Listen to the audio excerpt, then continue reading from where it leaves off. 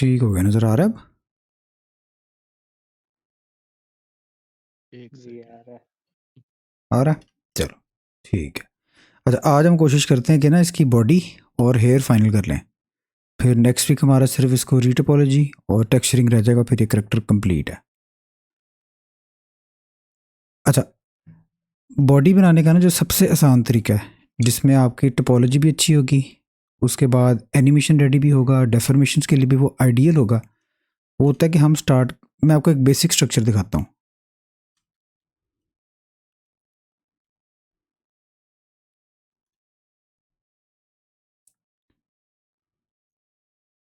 ठीक है, वो होता है ये, इमेजिन कर लो इसको दूसरी साइड पे भी। इसमें क्या होता है, फिर हम इजीली ये बाजू उसका सेपरेट हो जाता है, ये टॉर्सो वाला हिस्सा होता है, और उस तरह से हम ना डिटेल्स ऐड कर लेते हैं। लेकिन क्यूब कंट्रोल करना थोड़ा मुश्किल है, हम स्टार्ट सिलेंडर से कर लेते हैं, और इसको हमने डिविजन्स देनी है। ओहो, मूव करने से पहले ही, अच्छा 12 डिविजन्स देनी है, और इसको हमने रफली मूव कर लेना है इधर। इसकी एडजस्ट कर लेते हैं, साइज एडजस्ट कर लेते हैं। अच्छा, एक जनरल प्रोपोर्शन ना जो मैं आप लोगों को आइडिया देता हूँ, वो होती है कि स्टिकमैन की भी और हाइपर कैजुअल की जो है स्पेशली, वो 3 हेड्स हम कंसिडर करते हैं। ठीक है, एक जनरल प्रोपोर्शन है कि पहले हेड में इसका हम सर रखेंगे, दूसरे में इसका टॉर्स होता है, थर्ड में इसकी लेग्स आती हैं। ये एक रफ आइडिया होता है, ठीक है, बाकी आप एडजस्ट कर सकते हैं इसको आगे पीछे, लेकिन ये एक अच्छी प्रोपोर्शन आपको इसमें ना मिल जाती है। रिमूव कर लेते हैं, और अब इस सिलेंडर में हम ऐड करते हैं थोड़ी सी सब डिविजन्स, 3 बहुत हैं स्टार्ट के लिए, और इसको हम एडिट करना शुरू करेंगे साइड व्यू में। तो डबल क्लिक से हम पूरी एज सेलेक्ट कर रहे हैं, और इसको रफली हमने शेप देनी शुरू कर देनी है।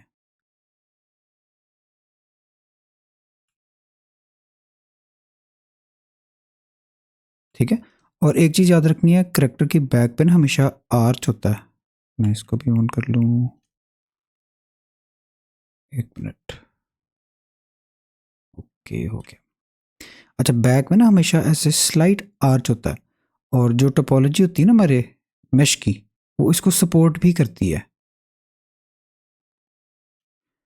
तो ये मद्देनज़र रखते हुए हम इसको थोड़ा सा आगे आगे मूव करते हैं,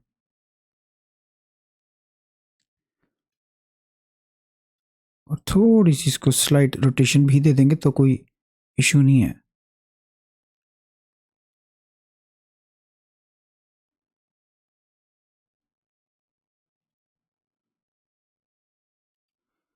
अच्छा, अब मुझे बताओ, टी शर्ट बनाएं या इस तरह स्वेटर बनाएं?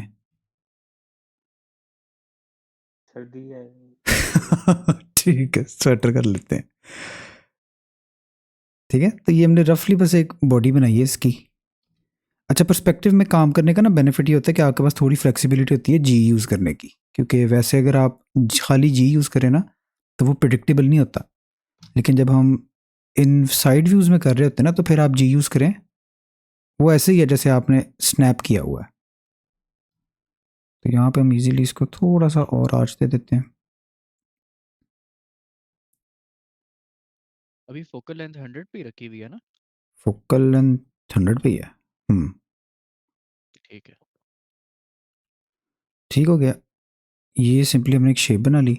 और एक आप लोग ना एड ऑन भी इनेबल कर लेना यहाँ पे प्रेफरेंसेस में, एड ऑन्स, और उसका नाम है लूप टूल्स, ये इनेबल कर लेने हैं, बहुत काम की चीज़ है। अच्छा, लूप टूल हमें क्या फ़ीचर देता है, अब यहाँ पे हमने बाजू बनाना है, तो सिंपली हम यहाँ पे उसका एक स्लॉट बनाएंगे, और वहाँ से एक्सट्रूजन निकालेंगे। सेम काम हमने लेग के लिए भी करना है, हम एक लेग का स्लॉट बनाएंगे, वहाँ से एक्सट्रूजन निकालेंगे। एग्जांपल मैं आपको दिखा देता हूँ कि ये हमने फेसेस सेलेक्ट करने हैं, चार फेसेस इसलिए सेलेक्ट करते हैं क्योंकि ये सर्कल में कन्वर्ट हो सकता है। तो सिंपली इसको एक्सट्रूड करते हैं, ई दबाया, और मैंने राइट क्लिक से कैंसिल कर दिया, अभी ये एक्सट्रूजन उधर ही है। ठीक है, उसके बाद सिंपली यहाँ पे राइट क्लिक करेंगे और ये लूप टूल्स है, सर्कल, ये फ़ायदा लूप टूल्स का। तो इसको सिंपली स्केल डाउन कर लेना है जितनी आपको बाजू की विड्थ चाहिए। और फ्रंट व्यू में ना इसको हम ऐसे एक्सट्रूड कर लेते हैं।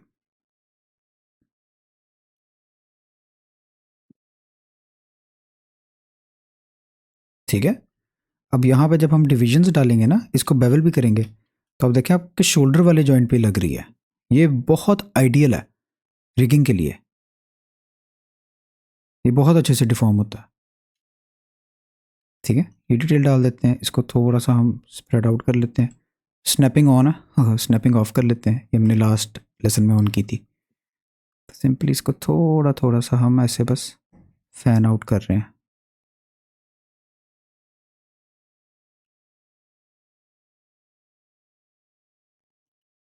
ठीक हो गया, यहाँ तक कोई इशू?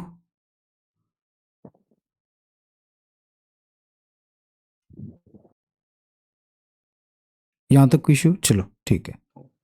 अच्छा, सिमेट्री का भी हम ध्यान नहीं रख रहे क्योंकि बाद में हम इसको मिरर कर लेंगे, तो सिर्फ एक साइड पे हम सारी हमारी टेंशन दे रहे हैं, बाकी वो उस तरफ डुप्लीकेट हो जाएगा, कोई इशू वाली बात नहीं है।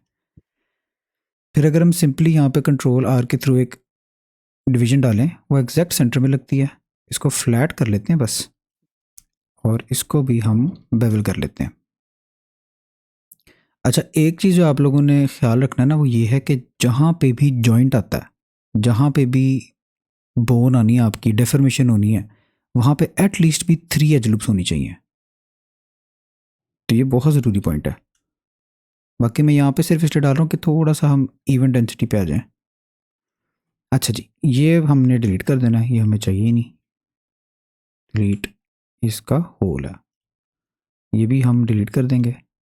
बॉटम वाला भी हमने डिलीट बल्कि नहीं करते, इसको डुप्लीकेट कर लेते हैं, शिफ्ट डी। डुप्लीकेट करने का फ़ायदा ये है कि हमें टोपोलॉजी एडजस्ट नहीं करनी पड़ेगी। हम जो भी अब पैंट शॉर्ट्स बनाएंगे उसकी टोपोलॉजी ऑलरेडी इसके साथ की ही है। इसको सेपरेट करके यहाँ पे पी दबाना है ताकि हम इसको सेपरेट बाय सिलेक्शन कर दें। अगर ये हम नहीं करेंगे ना, तो आप देखें ये यहाँ पड़ा है, लेकिन जब ऑब्जेक्ट मोड में मैं सिलेक्शन कर रहा हूँ तो वो अभी भी उसका हिस्सा है। तो इसको सेपरेट ऑब्जेक्ट्स बनाने के लिए हम पी दबाते हैं और इसको सेपरेट बाय सिलेक्शन कर देना है, या सेपरेट बाय लूज पार्ट्स भी कर सकते हैं, इन दोनों में से कोई भी कर लें। ये हमने एक सेपरेशन क्रिएट कर ली। अच्छा, रेफरेंस में शॉर्ट्स हैं, शॉर्ट्स ही बना लें फिर। वैसे वियर्ड कॉम्बो है स्वेटर और शॉर्ट्स का। अच्छा, इसका पहले ये डिलीट कर लेते हैं, बॉटम फेस, और ये जो शॉर्ट है ना, इसको थोड़ी सी एक्सट्रूजन दे रहे हैं हम थिकनेस के लिए, इसको डिलीट कर देना है। पेंट्स ही बना देते हैं, लेदर के बूट्स बना देंगे बड़े। ठीक है, पैंट्स बना लेते हैं। अच्छा जी, ये भी डिलीट कर देना। ये थोड़ी सी हमने रिंग निकाल ली है। अब जो तरीका है लेग्स बनाने का, वो ये है कि इसके भी 12 सब डिविजन्स हैं। ये जो सेंटर वाले 2 एजेस हैं ना यहाँ पे, इनको हमने सिंपली आपस में ब्रिज कर लेना है, और ब्रिज करके यहाँ पे हमने 3 डिविजन्स देनी है। ये 3 ज़रूरी हैं। डिवीजन देने के बाद हमने क्या करना है, हमने सिंपली इसको एक सर्कुलर सी शेप देनी है। ये पेल्विक एरिया है, ठीक है, और इसको ऐसे हम नीचे मूव करेंगे।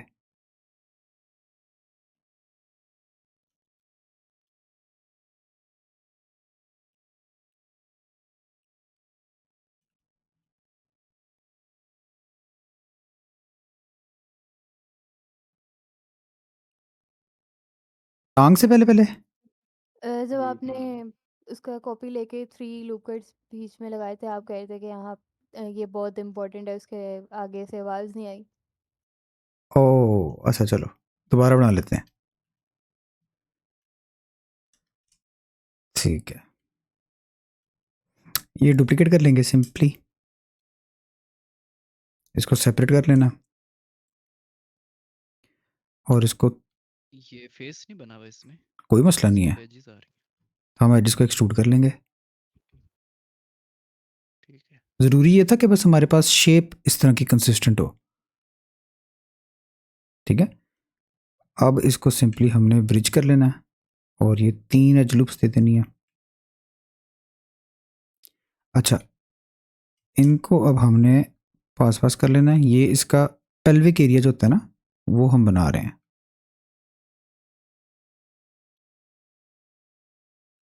और इसको ऐसे थोड़ा सा हमने राउंडिश सा कर देना।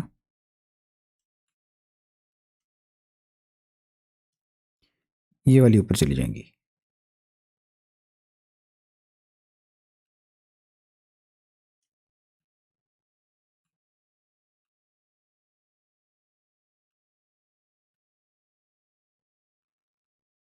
ठीक है, ये हमने होल बना लिया है लेग को एक्सट्रूड करने के लिए। तो सिंपली हम इसको ऐसे एक्सट्रूड कर लेंगे, एस जेड 0, तो ये फ्लैट हो जाएगा। बेसिकली हम स्केलिंग करते हैं, ओहो, जेड एक्सिस में, और 0 दबाने से बिल्कुल फ्लैट हो जाता है। अभी शेप बहुत वियर्ड है, तो कोई मसला नहीं, हम इसको दोबारा सर्कल कर देंगे। क्या सीन है, सर्कल,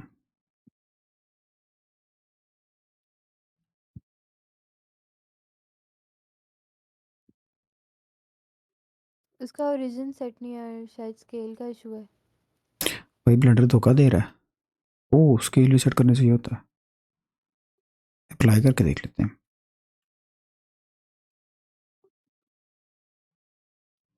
उसका ओरिजिन भी ऊपर है, ये ओरिजिन है इसका। नीचे।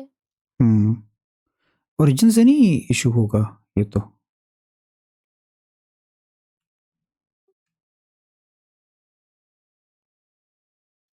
कोई बात नहीं, हम इसको मैन्युअली कर लेते हैं, इजी सीन है।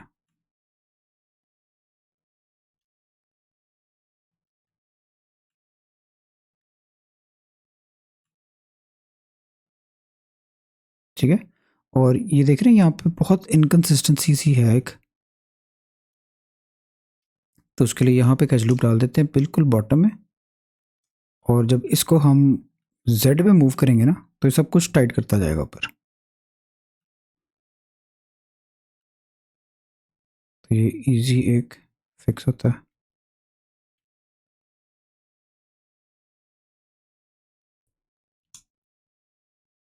हम्म,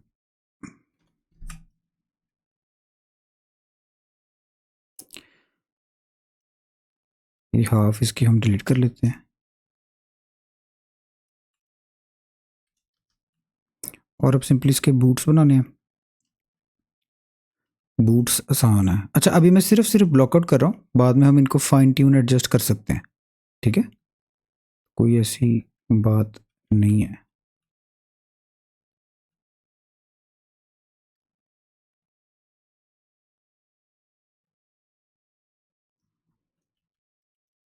शू के लिए हम सिंपली एक क्यूब बना लेंगे।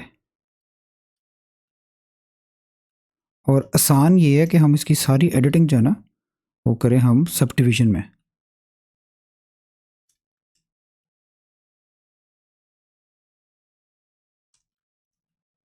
तो इसको एक सब डिवीजन मॉडिफायर दे देते हैं एक लेवल पे, या 2 भी देते हैं, कोई इशू नहीं। ये फ्रंट इसका हमने एक्सट्रूड कर लेना, टॉप भी एक्सट्रूड कर लेना। ये एक रफ सी शेप हमारे पास शू की अब बनने लग जाती है। उसके बाद ये टॉप वाला जो होल है, इसमें एक इंसर्ट करना, और इसको भी अंदर की तरफ ऐसे एक्सट्रूड कर लेना। अब ये जो थिकनेस है ना, ये हम इजीली एडजस्ट कर सकते हैं, ये इनर वाली लूप सेलेक्ट करके। अगर हम इसको शिफ्ट जेड के साथ स्केल करें, तो आप इजीली एडजस्ट कर सकते हैं कि कितना ये थिक होना चाहिए। तो अपने टेस्ट के हिसाब से इसको एडजस्ट कर लेते हैं। और अगर तो आपको ये बॉदर कर रही है ये स्मूथिंग, तो हम यहाँ पे या तो एक सब डिवीजन दे सकते हैं, एज लूप दे सकते हैं, या आप सिंपली वो फेस डिलीट कर दें, वो नज़र तो आना नहीं है। तो कोई ऐसा इशू नहीं है।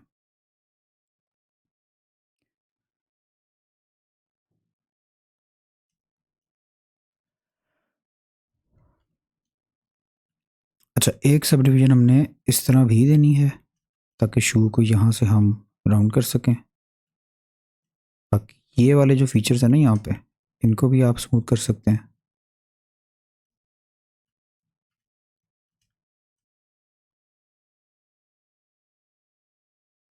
ये भी हमने थोड़ा सा ये वाली लूप जो है सिर्फ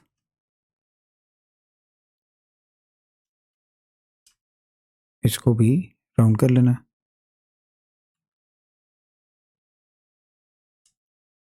ये भी राउंड कर लेना।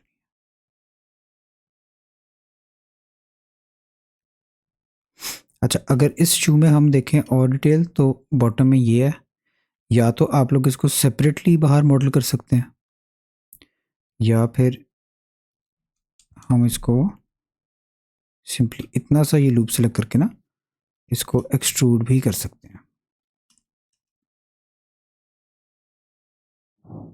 बाकी यहाँ पे शार्पनेस नहीं रहती तो सिंपली उसके लिए हम बेवल कर लेंगे।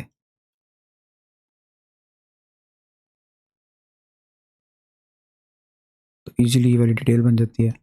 इसी तरह ये टॉप है, टॉप में मैं आपको दूसरे एग्जांपल से दिखा देता हूँ कि अगर सेपरेट करना है तो ये पूरी लूप सेलेक्ट कर लें, शिफ्ट टी दबाएंगे तो ये एक सेपरेट ऑब्जेक्ट बन जाएगा और इसको सिंपली ऐसे एक्सट्रूड कर लेना। तो ये दोनों मेथड्स हैं, दोनों ठीक हैं। बाकी इसकी जो लेसेस हैं, लेसेस बहुत सिंपल हैं। उसके लिए सिंपली जैसे क्यूब आईब्रोज बनाए थे वैसे ही? उस तरह से भी बना सकते हैं, उस तरह से भी कोई इशू नहीं है, क्यूब से भी बना सकते हैं। ठीक।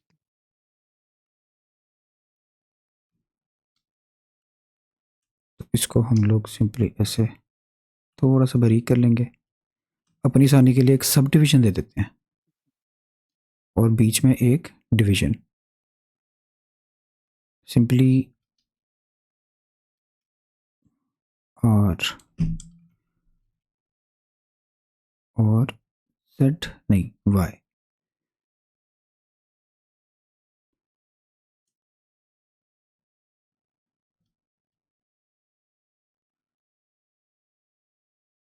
ठीक है, ये रफली रख लिया। अब इस सेंटर वाली जो है इसको बेवल कर दो और ये ले।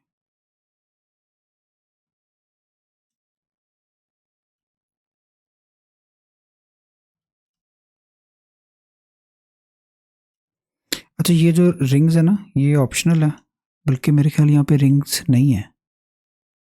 हाँ, अच्छा हम डाल लेते हैं।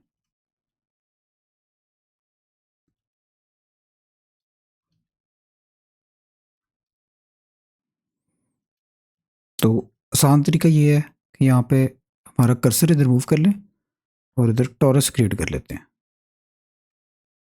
और ये बहुत हाई डेंस ओए होए। अच्छा, ये टॉरस डिफ़ॉल्ट वाला बहुत डेंस है। आप देखो 48 सब डिविजन हैं, 12 सेगमेंट्स हैं, तो ये बहुत ज़्यादा है, बहुत ही ज़्यादा है। 8x8 भी हमारे केस में चल जाएगा। तो सिंपली इसको स्केल कर लेते हैं। कर्सर को डिफॉल्ट पोजीशन पे किस तरह करेंगे?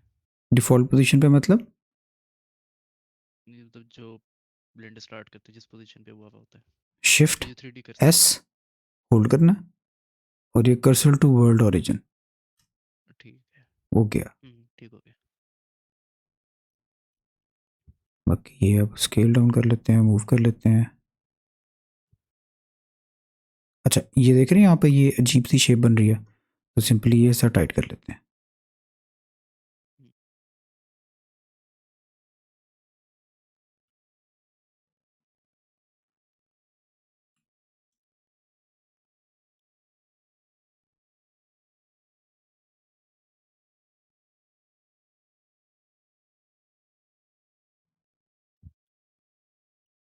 यही अब हम कॉपी कर लेते हैं।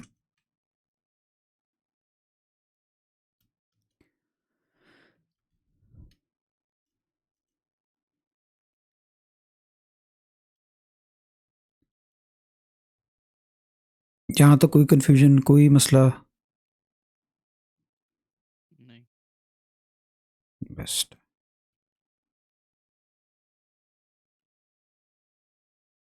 स्पीड ठीक है, ज़्यादा तेज तो नहीं जा रहे?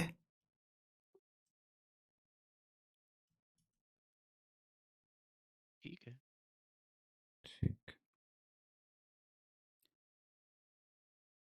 इसको ये आगे डुप्लीकेट कर लेंगे ना। हाँ, बिल्कुल सही।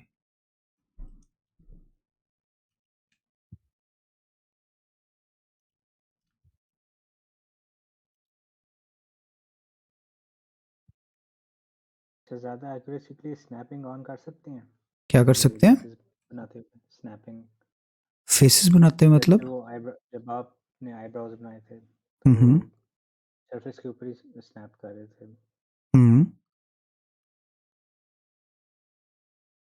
तो फिर क्या लेकिन वो फिर हम्म। ताकि इवन थिकनेस रहे जो होल्स आपने बनाए हैं इनकी हाँ कर उससे सकते ज़्यादा। हैं, बिल्कुल कर सकते हैं, ये देख। लेकिन फिर आपको रोटेशन थोड़ी सी एडजस्ट करनी पड़ेगी, और एक और चीज़ ये होगी कि इसका ओरिजिन पॉइंट ना सेंटर में कहीं है, बॉटम में नहीं है। हमने इसका बॉटम वाला हिस्सा रखा है, तो जब आप स्नैप करोगे ना आधा अंदर चला जाएगा। ठीक है। ये देख रहे हो, इस तरह का इशू होगा। ठीक है। तो अगर आपने इसका ओरिजिन पॉइंट सेट किया हुआ है तो फिर हाँ, हम स्नैपिंग से भी कर सकते हैं। अच्छा, माया के अंदर बहुत इजी है ओरिजिन पॉइंट वगैरह सेट करना, उसमें बहुत स्पीडी है। ब्लेंडर में मुझे इशू होता है अभी तक। ठीक हो गया, ये हो गया। अब सिंपली हम चेक कर लेते हैं मॉडिफायर्स क्या हैं भाई साहब में।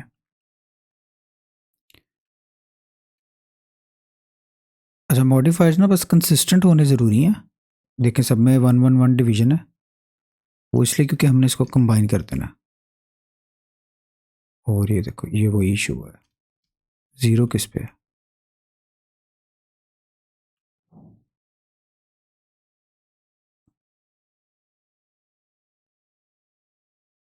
ठीक है, हमारे टॉरस पे कोई सब डिवीज़न नहीं है, इसीलिए वो इस तरह का इशू कर रहा है। तो या तो इन पे भी हम सब डिवीज़न दे दें 1, फिर कंबाइन करें, या इनकी जो सब डिवीज़न है ना वो अप्लाई कर देते हैं। कोई मसला नहीं, हम अप्लाई कर लेते हैं।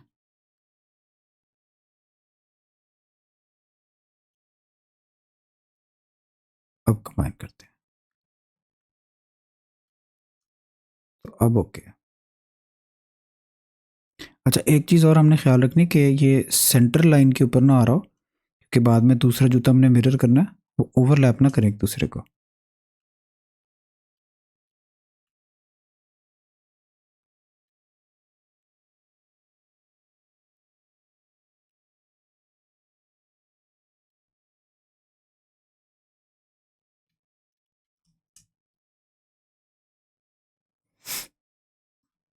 तो ये हम एडजस्ट कर लेते हैं प्रोपोर्शनल एडिटिंग के साथ।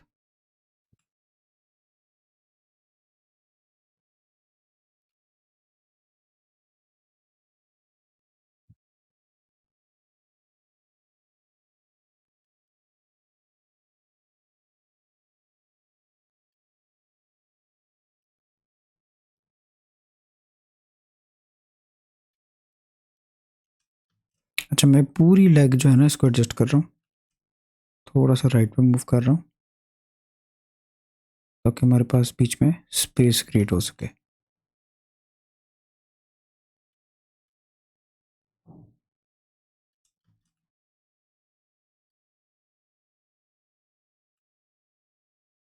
ये प्रोपोर्शनल मोड किससे ऑन होता है?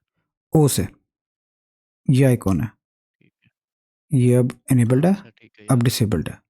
या बेशक यहाँ पे क्लिक भी कर सकते हैं, तब भी ये इनेबल डिसेबल हो जाता है।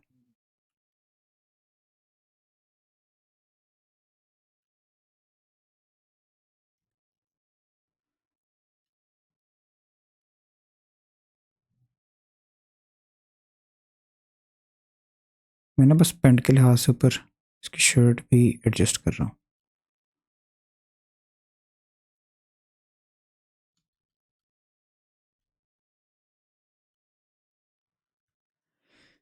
इसका भी हाफ डिलीट कर लेते हैं, मिररिंग करनी अब हम ना स्टार्ट कर सकते हैं।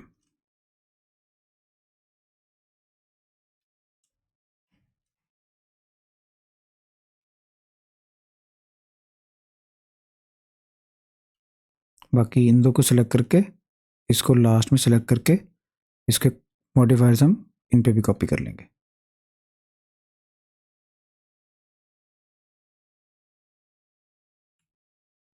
ये ऐसा थोड़ा सा एडजस्ट कर लेते हैं। अच्छा, क्लिपिंग हमने ऑन नहीं की थी, क्लिपिंग सब पे ऑन कर लें भाई। और इसको हम सिंपली जेड पे थोड़ा सा रीटोपो तो फिर सिर्फ फेस पे ही होगा ना, बाकी सिर्फ तो फेस पे फिर होगा। फुली मॉडलिंग हाँ जी, ये भी हम स्कल्प्ट कर सकते हैं लेकिन ज़रूरत नहीं है। मतलब इस स्टाइल के करेक्टर के लिए ना बेहतर यही होता है। फेस भी मैंने सिर्फ इसलिए स्कल्प्ट किया था क्योंकि उसमें फिर हमारे पास फ्लेक्सिबिलिटी ज़्यादा होती है फेस एडजस्ट करने की, फेस बनाने की। वो बाद में हम बना के उसके ऊपर रीटॉपो कर ही लेते हैं। अगर आप पॉली मॉडलिंग करने जाओ ना इस तरह का फेस, तो वो एक बहुत डिफ़िकल्ट अप्रोच होती है अनलेस आप बहुत एक्सपीरियंस्ड हो गए पॉली मॉडलिंग में। तो सिर्फ इसलिए, हाँ, तो सिर्फ इसलिए हमने इसको स्कल्प्ट पहले किया ताकि इजीली, अब देखो ना, मिसाल के तौर पे मैं इसमें एडजस्टमेंट करना चाहता हूँ जिस तरह कल हमने की थी, ठीक है। तो ये सब करना स्कल्प्टिंग में बहुत इजी है। लेकिन यही सब अगर पॉली मॉडलिंग हम करने बैठे ना तो फिर आपको टोपोलॉजी का अच्छा आइडिया होना चाहिए, एज फ्लो का अच्छा आइडिया होना चाहिए, फिर ही आप ये सारी एडजस्टमेंट्स कर सकते हो। ठीक है। अच्छा, यहाँ पे आप लोगों को बेनिफिट नज़र आ रहा होगा, वो जो एजेस हमने कॉपी किए हैं उसका, तो इसकी टोपोलॉजी बहुत बहुत अच्छी है, ये देखिए। और ये आइडियल है एनिमेशन के लिए। यहाँ पे थोड़ा सा इशू आ रहा है, ये चेक कर लेते हैं।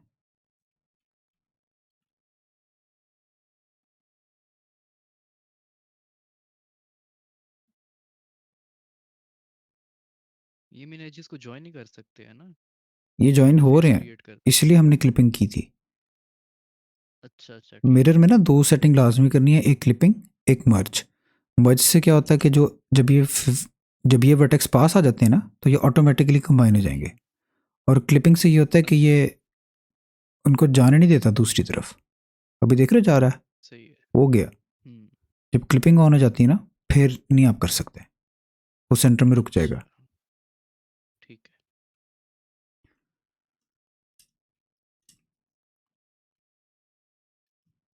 ये क्यों ऐसे? अच्छा, वायर फ्रेम ऑन है। अब बारी रह गई इसके हाथ की। मैं एक दफ़ा सेव कर लूँ इससे पहले कोई मसला हो।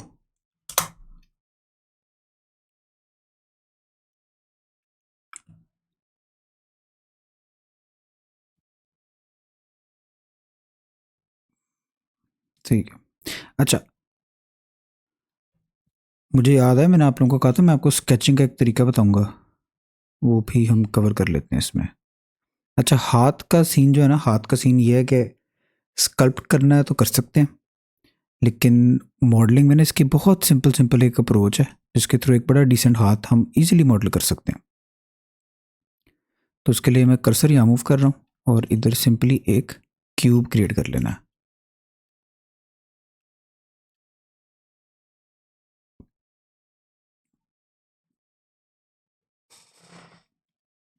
अच्छा, इनिशियली जो आप क्यूब क्रिएट कर रहे हैं ना, ये बेसिकली आपके हाथ की पाम है, तो उस हिसाब से आपने इसको शेप और साइज कर लेना है। ये मेरे ख्याल में ओके है। फिर उसके बाद हमने सिंपली इसको एज लूप्स देने हैं 3। वो इसलिए क्योंकि हमने 4 जो आगे फिंगर्स बनानी है ना उसका स्लॉट बना रहे हैं। फिर हम इसको सिंपली इस एंगल से देखते हैं, वायर फ्रेम ऑन कर लेते हैं और इसको हमने शेप देनी है नकल्स की। नकल्स जो होते हैं वो कभी भी सेम साइज़ के नहीं होते, आपके हाथ में भी थोड़ा सा ऐसे टिल्ट होता है नकल्स पे, ठीक है। तो वो शेप हमने यहाँ पे कैप्चर किया है। और लास्टली एक और डिटेल जो है कि हाथ अगर नीचे से उसकी लेंथ देखी जाए ना तो वो ज़्यादा होती है, अगर आप ऊपर से देखें ऐसे थोड़ा सा टिल्ट होता है। तो ये एक बेसिक पाम हमने बनाया। उसके बाद सिंपली ये वाले हमने चारों फेसेस सेलेक्ट करने हैं और इनको इंसर्ट करना है। अगर आई से इंसर्ट करेंगे तो ये कंबाइंड इंसर्ट होते हैं, लेकिन अगर हम आई दोबारा दबाएंगे तो ये इंडिविजुअली इंसेट होते हैं। हम्म, तो इनको थोड़ा सा ऐसे इंसर्ट करके ये थिकनेस आ गई। लेफ्ट साइड पे कंसिस्टेंट नहीं है, कोई मसला नहीं। हम जेड पे थोड़ा सा इसको स्केल कर लेते हैं। अब इसको हमने सिंपली आगे को एक्सट्रूड कर लेना। फिंगर की लेंथ का आइडिया आप इससे ले सकते हैं कि ऑलमोस्ट पाम जितनी आपकी फिंगर होती है, इंडेक्स फिंगर, ठीक है। तो उसको स्केल कर लेना, मूव कर लेना। और अब आप बेशक इसको फाइन ट्यून कर सकते हैं। पिंकी सबसे छोटी होगी, मिडिल सबसे बड़ी है, तो ये हम रिंग और इंडेक्स को भी थोड़ा सा पीछे मूव कर लेते हैं। फिर एक और चीज़, अब थंब रह गया सिर्फ, तो थंब के लिए एक डिवीजन ऐसे डाल लेनी है। ये वाला जो फेस है इसको थोड़ा सा एक्सट्रूड कर लेना, मूव डाउन भी करना है, और इसको थोड़ा सा हमने रोटेट भी करना है। वो इसलिए क्योंकि थंब का जो एंगल होता है ना, वो बाकी उंगलियों से डिफरेंट होता है। इसकी थिकनेस एडजस्ट कर लेते हैं। और एक और चीज़, थंब की जो लेंथ होती है ना, वैसे थंब बिल्कुल अलग है हमारे हाथ में, लेकिन इसकी लेंथ ऑलमोस्ट आपके इंडेक्स फिंगर जितनी होती है। तो इसको एक्सट्रूड कर लेंगे हम।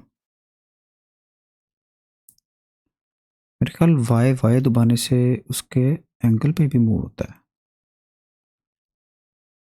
अच्छा, नहीं हो रहा, बहरहाल मूव कर लें थोड़ा सा।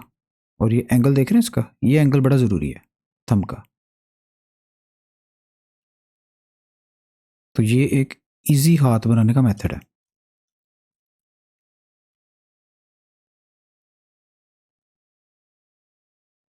बाकी इसको सब डिवाइड करेंगे तो ये अभी अच्छा इतना नहीं लग रहा। उसकी रीज़न ये है कि यहाँ पे हमने लूप्स ही नहीं डाली। तो सिंपली कंट्रोल आर दबा के दो दो लूप्स हमने हर उंगली पे डालनी है।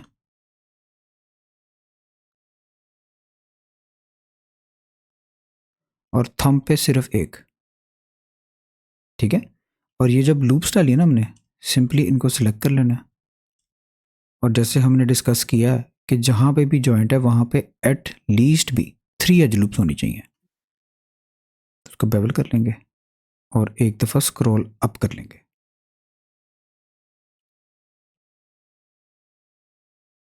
ठीक है। अब ये फ्लैट भी है बहुत ज़्यादा, उसके लिए सिंपली ये वाली जो दो एजेस हैं इनको सेलेक्ट करके ऐसे मूव डाउन कर लें। तो एक बहुत बेसिक हाथ बनाने का तरीका है।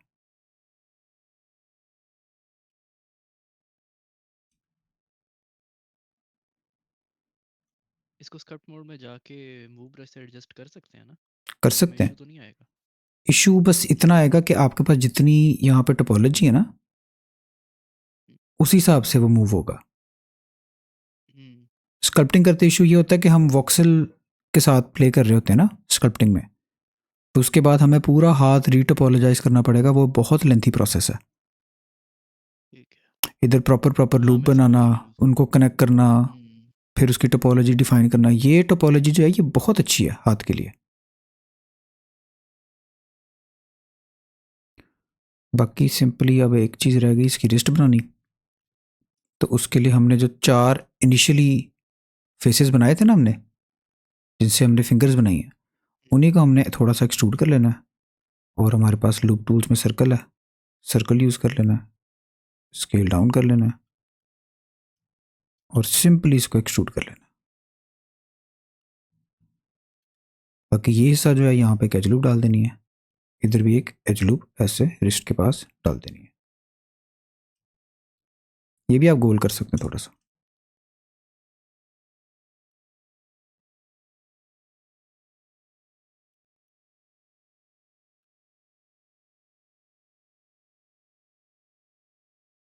अच्छा उमेर, स्कल्पटिंग यहाँ पे भी काम आती है एक तरह से। ये कि फर्स्ट करो आप चाह रहे हो ना कि स्मूथिंग हो जाए यहाँ पे थोड़ी सी ज़्यादा, मैं यही बात कर रहा तो था। फिर आप सिंपली इसको ऐसे टैप टैप स्मूथ कर सकते हो। ठीक है। उससे भी शेप में बेहतरी आती है। ये कर सकते हैं, बिल्कुल कर सकते हैं। बाकी क्लाई बहुत ही पतली लग रही मुझे, तो वो एडजस्ट कर लेते हैं।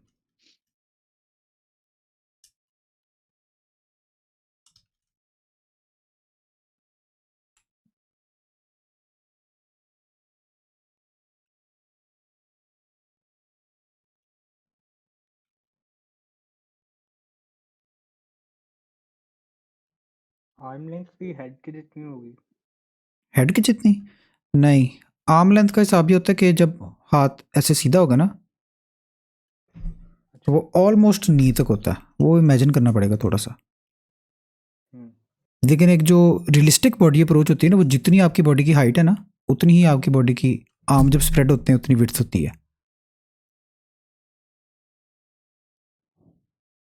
बाकी मेरे ख्याल यहाँ पे देखते हैं अप्लाई होता है। हाँ ऑलमोस्ट आप कह सकते हो कि ये भी 3 हेड्स है ऑलमोस्ट। कान स्टाइल्स में तो ज़्यादातर फेस बड़ा होता है ना। हाँ हाँ हाँ जी, जब स्टाइलिश करते हैं फिर डिफरेंस होता है।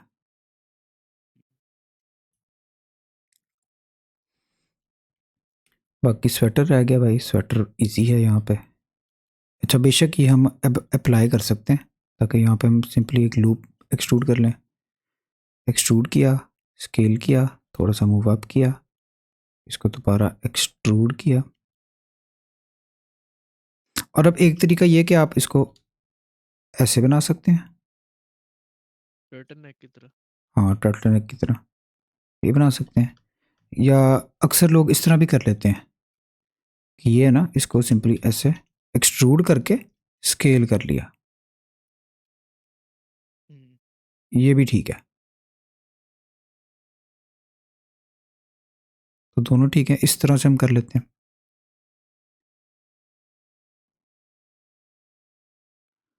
बाकी इसके लिए या तो सॉलिडिफाई मॉडिफायर यूज़ कर लें, या एक जो चीट मेथड होता है ना वो ये होता है कि सिंपली इसको थोड़ा सा एक्सट्रूड करके अंदर की तरफ एक्सट्रूड कर लेना होता है, फिर ये बेवल कर लेते हैं।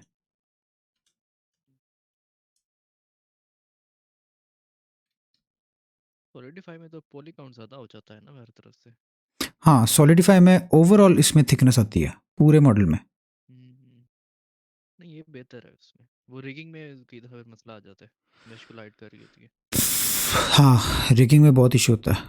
रिगिंग में इशू इसलिए होता है क्योंकि डबल फेसेस हो जाते हैं, आप बाहर भी पेंट वेट करते हो, आप अंदर भी पेंट वेट करते हो।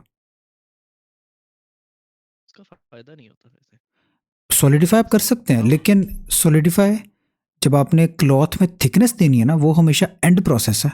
आपने जब यूवी कर ली उसके बाद आपने थिकनेस देनी है, अच्छा।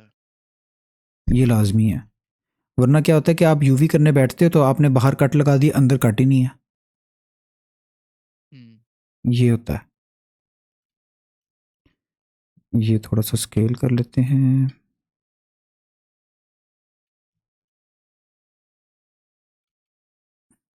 सही है।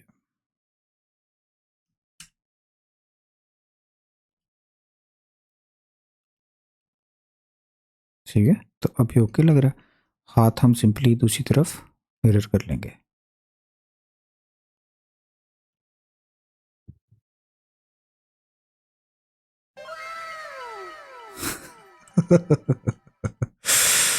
ठीक है। अच्छा जी हेयर पे आ जाते हैं। हेयर बहुत इंटरेस्टिंग है। अच्छा हेयर भी आज ही कवर करेंगे। हाँ आज हो जाएगा, हमारे पास कितना हुआ, अभी घंटा भी नहीं हुआ। नाइस। ठीक है। अच्छा हेयर सारे बनाने बैठेंगे तो फिर बहुत टाइम लगेगा, मैं एक जनरल कॉन्सेप्ट दे देता हूँ फिर हम बना लेते हैं, ठीक है। ठीक है। ये बॉडी को शेड स्मूथ किया है बस, यहाँ पे इसके ऊपर सब डिविजन भी ऐड की थी। नहीं नहीं सिर्फ शेड स्मूथ किया। सही। वैसे ओवरऑल लाइक कैरेक्टर के कितना पॉलीगॉन्स बन जाते हैं, क्योंकि गेम के लिए तो वो चाहिए होता है ना कि बस 2K से ज़्यादा ना हो, ऑप्टिमाइज करना होता है। अभी हम चेक कर लेते हैं कितना हमारा पॉली काउंट है। स्टेटिस्टिक्स कहाँ होते हैं ये।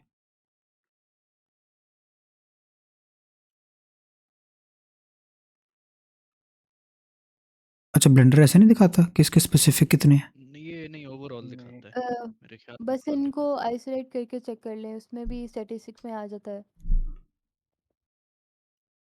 अभी फ़िलहाल 18 के हैं।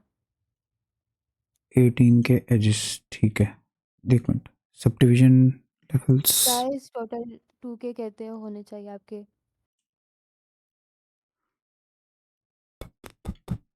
मेरे ख्याल से सब डील अप्लाई करने के बाद ना चेंज हो जाएगा। हाँ क्योंकि मैं ऐसे देख रहा हूँ ना, तो देखो इसमें वर्टिसेस है ही नहीं। एक मिनट, क्या सीन है? आपने वैसे व्यू यहाँ पे पोर्ट में भी जीरो किया बीवल हुआ नहीं है ना? करना था, क्या हुआ? जो पेंट्स बनाई उसमें बीवल नहीं करना था, क्योंकि वहां से नीचे से भी तो नी की तरफ से तो रोटेशन आएगी।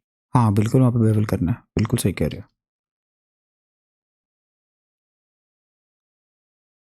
बिल्कुल सही।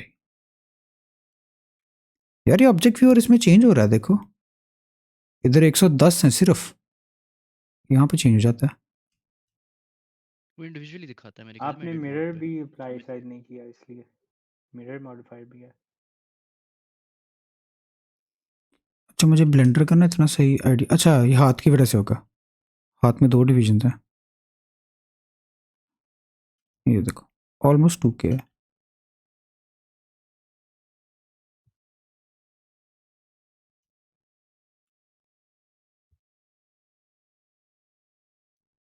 लेकिन सरिश वैसे जब करेक्टर आप बनाते हो ना, हाँ जी। तो आप 10K तक जा सकते हो मोबाइल गेम के लिए। मोबाइल गेम के लिए तो वो कहते हैं कि 10K तो आपका ओवरऑल एनवायरनमेंट का नहीं होना नहीं नहीं चाहिए। नहीं नहीं, वो हाइपर कैजुअल में है। ओ हाइपर कैजुअल बहुत ऑप्टिमाइज्ड होती है। लेकिन ये तो होती ही नहीं, हाइपर लेकिन कैजुअल है। पाकिस्तानी जो क्या हुआ? गेमिंग स्टूडियोज है वो तो इनकी लिमिट कम होती है ना। वो हाइपर कैजुअल पे काम करे ना ज़्यादा, वो इस्तेमाल भी ज़्यादा स्टिकमैन करते हैं।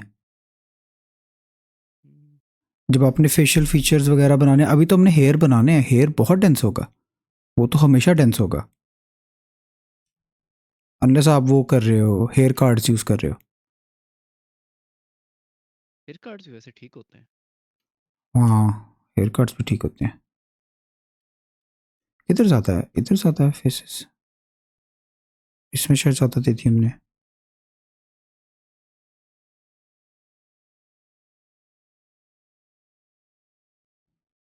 इतना चल जाएगा सरिश, कोई इशू नहीं होगा मोबाइल गेम में भी। ठीक है।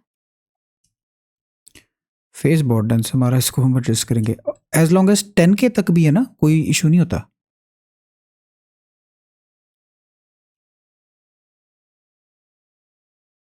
मेरे पास से एक करेक्टर पैक पड़ा है मोबाइल गेम का, हाइपर कैजुअल का, मैं ना आपको क्रॉस चेक करके बता दूंगा उसमें कितने एज काउंट है उन करेक्टर्स का, ठीक है? ठीक है।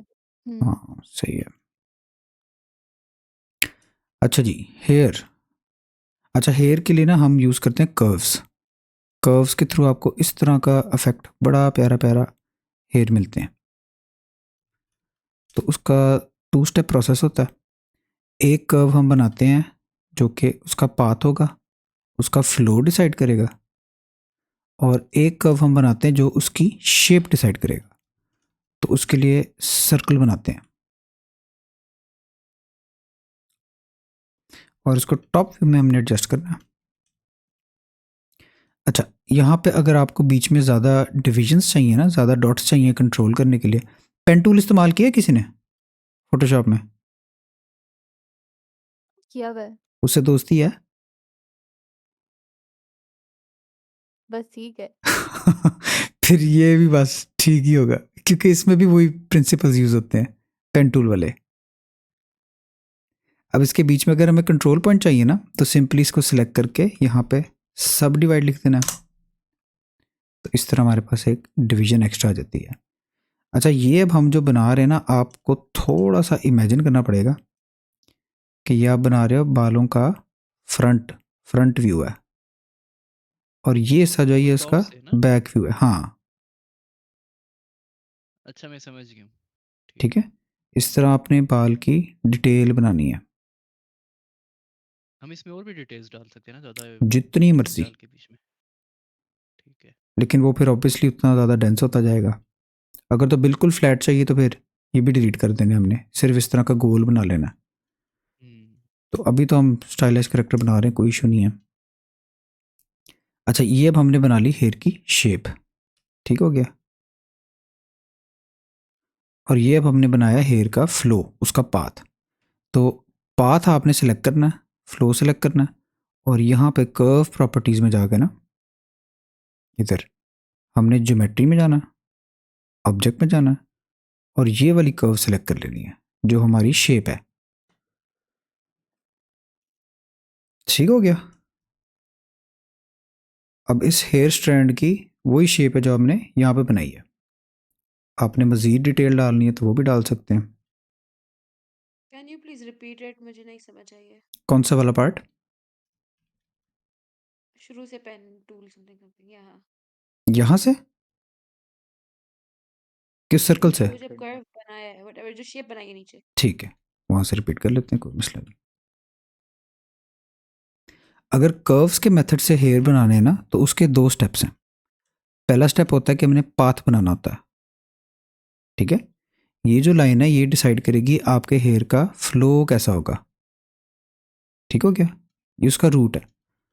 अब इस रूट पे शेप क्या आएगी वो बनाने के लिए हम बनाते हैं इधर एक सर्कल। सर्कल भी कर्व है।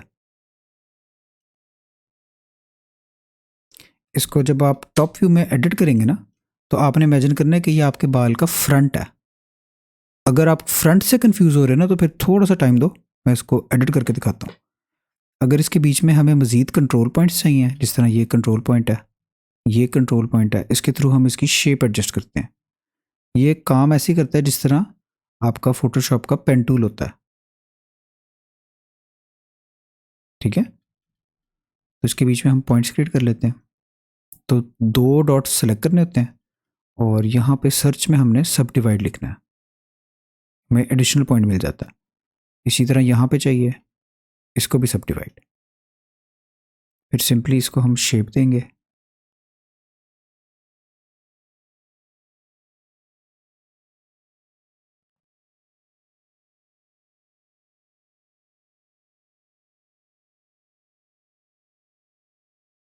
ठीक है, ये हमने स्ट्रैंड की एक शेप बनाई है। अब सिंपली क्या करना है, पाथ सेलेक्ट करना है, इसकी सेटिंग में जाना है, ये आइकॉन है कर्व की, इधर ज्योमेट्री में जाना,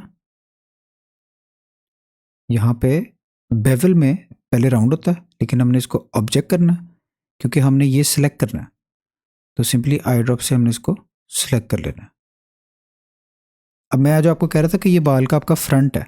ठीक है, अगर आप ये शेप नोटिस करें तो ये वही शेप है जो आपको इधर मिल रही है।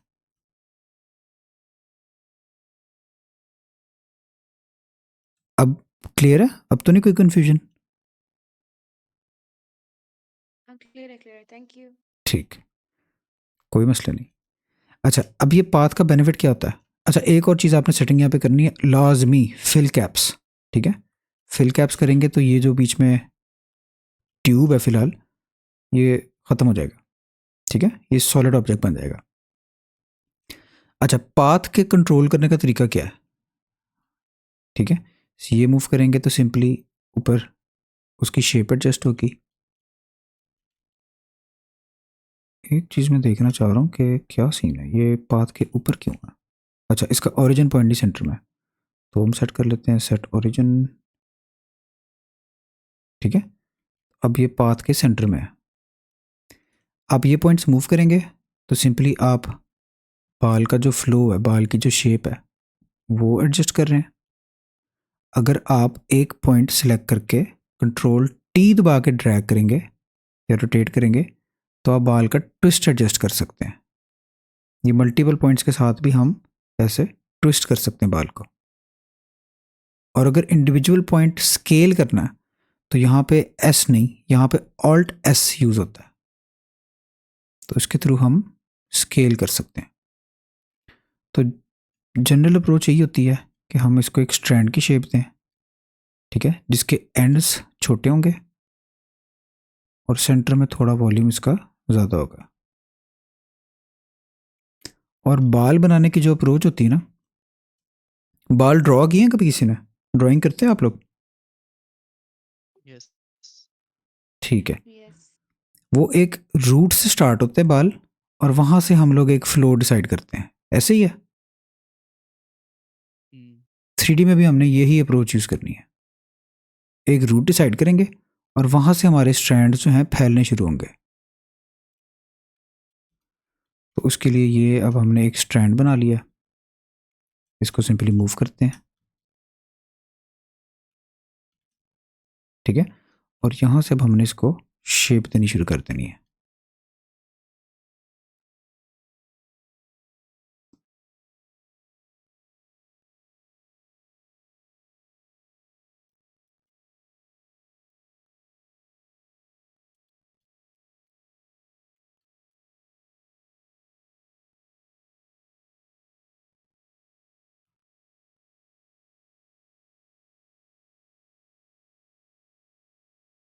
ठीक है, और मैं जिस शेप बनाना चाह रहा हूँ उस हिसाब से मैं इसको ट्विस्ट कर लूँगा।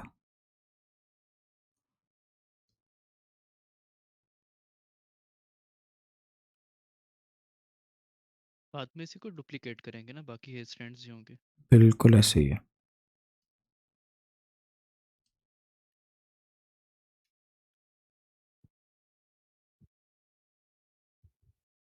इसमें ऐसा हो सकता है इसको ऐसा मैश बना दें बाद में।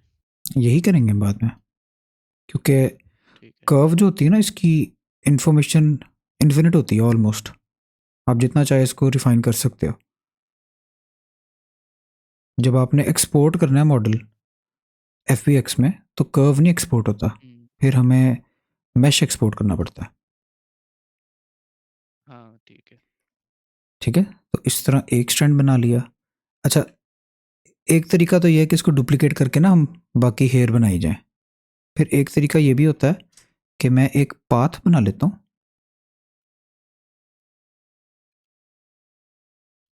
अच्छा, पाथ में अगर डिविजन्स कम करनी है ना तो यहाँ पे ये वर्टिसेस आपने डिलीट कर देनी है। एक तरीका तो ये है जो भी हमने किया है।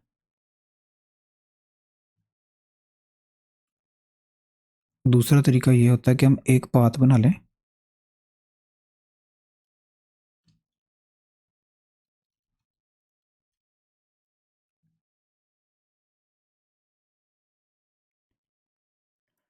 अच्छा, इसका ओरिजिन जो है ना मैं सेट कर रहा हूँ 3D कर्सर पे, ताकि यहाँ से रोटेट हो। उसके बाद सिंपली पाथ हमने बना लिया, इसको थोड़ा सा रोटेट कर लेंगे, ऐसे प्लेस कर लिया। ये हम अपने लिए ना एक बेस तैयार कर रहे हैं, बाद में सिंपली हमने एडजस्ट कर लेना है।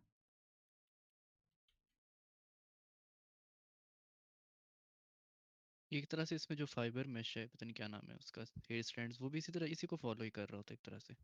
हाँ जी, उसमें आप बेसिकली पाथ बनाते हो, वो उसके बीच में खुद ही फिर उनको इंटरपोलेट कर लेता है। हाँ बिल्कुल। जो फ्लो जा रहा है ना बालों का, उस हिसाब से वो हेयर स्टैंड्स ऐड कर लेता है। उसमें तो हेयर ब्रश इसी तरह करने पड़ते हैं जैसे रियल लाइफ में कर रहे हैं। हाँ जी, लेकिन वो मैश नहीं होता, वो फिर हेयर पार्टिकल्स होते हैं। हाँ बिल्कुल, एयर पार्टिकल्स। वो ब्लेंडर तक ही ठीक है, वो एक्सपोर्ट नहीं होता। हाँ, ये बड़ी चीज का बड़ा दुख हुआ था।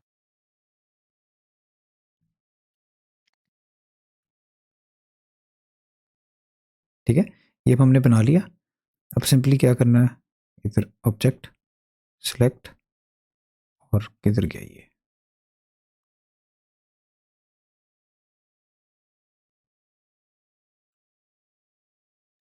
ठीक है। इस तरह एक स्टार्टिंग पॉइंट हमें अच्छा मिल जाता है, फिर हम वेरिएशन जो हमारे हेयर में है वो डाल सकते हैं इजीली।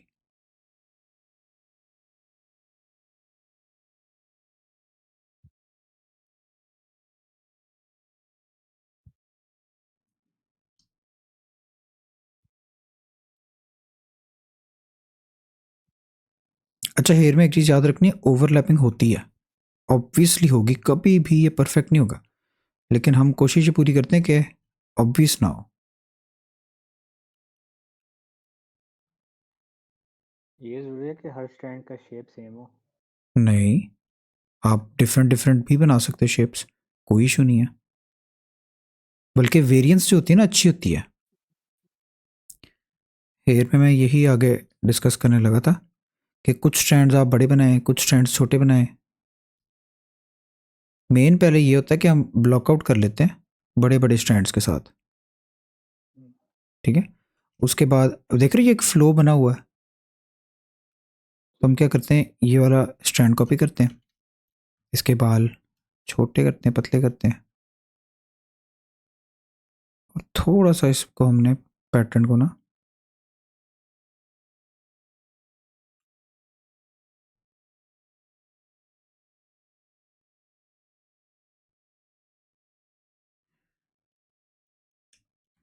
सबडिवाइड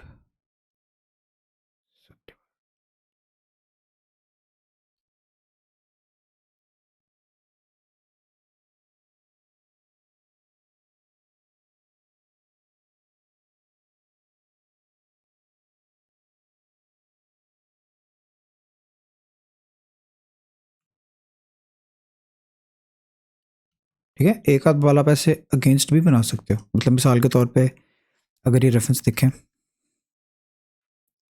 तो इसमें फ्लो ऐसे था, लेकिन ये जो थोड़ा सा हम ब्रेक करते हैं ना, ये ऐसे जा रहा है, ये ऐसे आ रहा है, ये इंटरेस्ट पैदा करता है। तो ये भी अच्छी होती है चीज़।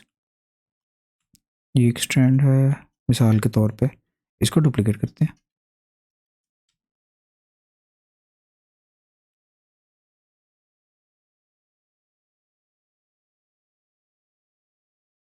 ZBrush में एक होता है पॉली ग्रुप्स, तो इसमें भी है उस तरह का कोई सीन?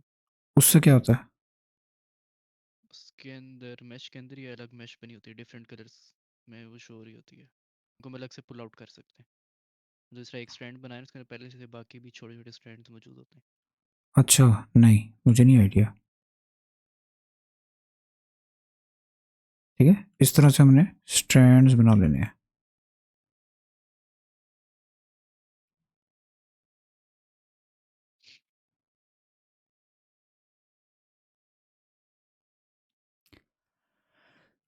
अच्छा, एक और चीज़ ये होती है कि स्ट्रैंड को जब कन्वर्ट करना है ना मैश के अंदर, हम्म, तो उसके लिए सिंपली स्ट्रैंड सेलेक्ट करना है, स्पेस दबाना है और यहाँ पे मैश लिखना है।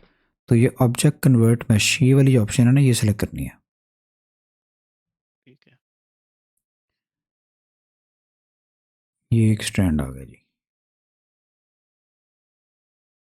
अच्छा, इसमें ये होता है कि ये देखो 3 के इसकी वो है डेंसिटी, तो ये अगर एडजस्ट करनी है या तो डेसिमेट यूज़ कर सकते हैं, या जो दूसरी ऑप्शन होती है ना हमारे पास, वो होती है कि इधर ऑब्जेक्ट में नहीं, इधर, हाँ ये रीमैश। तो वो जो हमने क्लोज किया था ना कैप, उसका मकसद ये था कि हम बाद में इसको रीमैश कर सकें। तो इधर इजीली हम इसको क्वाड रीमैश, यहाँ पे 4000 की जगह 1000 कर लेते हैं। ओए होए होए, ये क्या हुआ? इसका स्केल वगैरह अप्लाई करते हैं सब कुछ।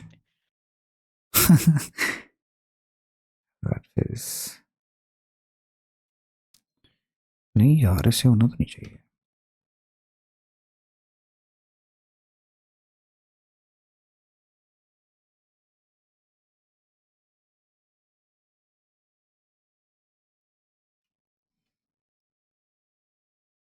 वियर्ड।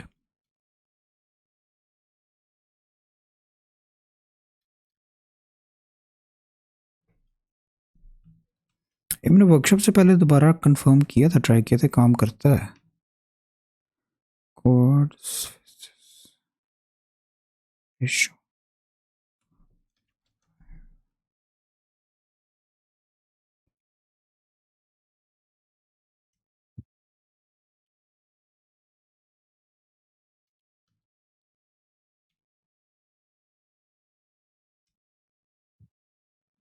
ये स्ट्रैंड ट्राई करते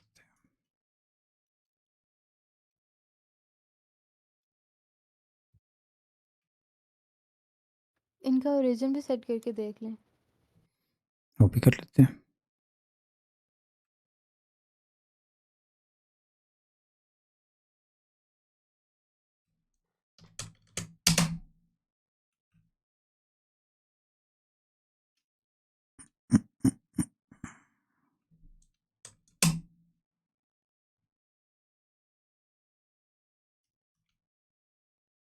अच्छा, उतना एज काउंट भी नहीं आ रहा जितना हम इनपुट कर रहे हैं।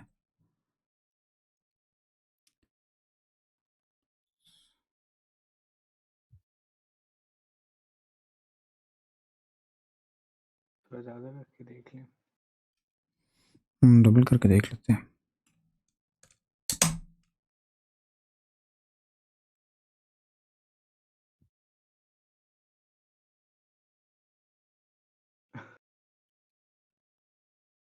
अच्छा, कुछ बेहतर हुआ है।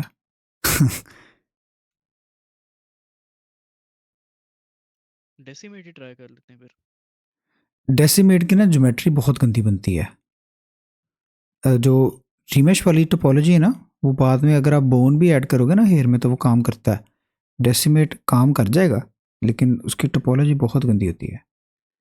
किधर है सही है। डेसिमेट? ये है, डेसिमेट ज़्यादा 3D प्रिंटिंग वाली साइट पे यूज़ करते क्योंकि उसमें आपको टोपोलॉजी का इशू नहीं होता ना। हैं।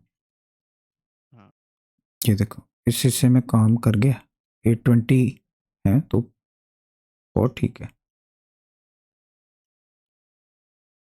मेरे ख्याल इधर एक रीमेश मॉडिफायर भी होता है। Works move, ये apply।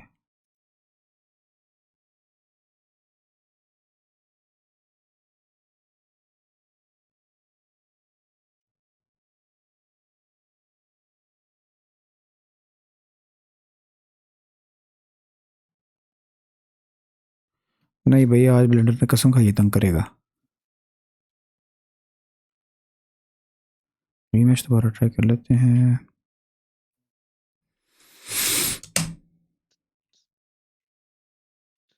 नहीं भाई, ये नहीं हो रहा, डेसिमेट के थ्रू ही करना पड़ना।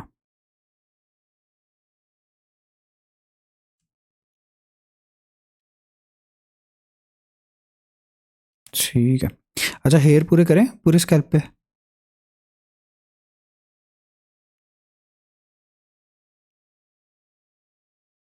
हेलो देख लें, वैसे ज़रूरत नहीं है, बाकी से पूछ लें। जी, बाकी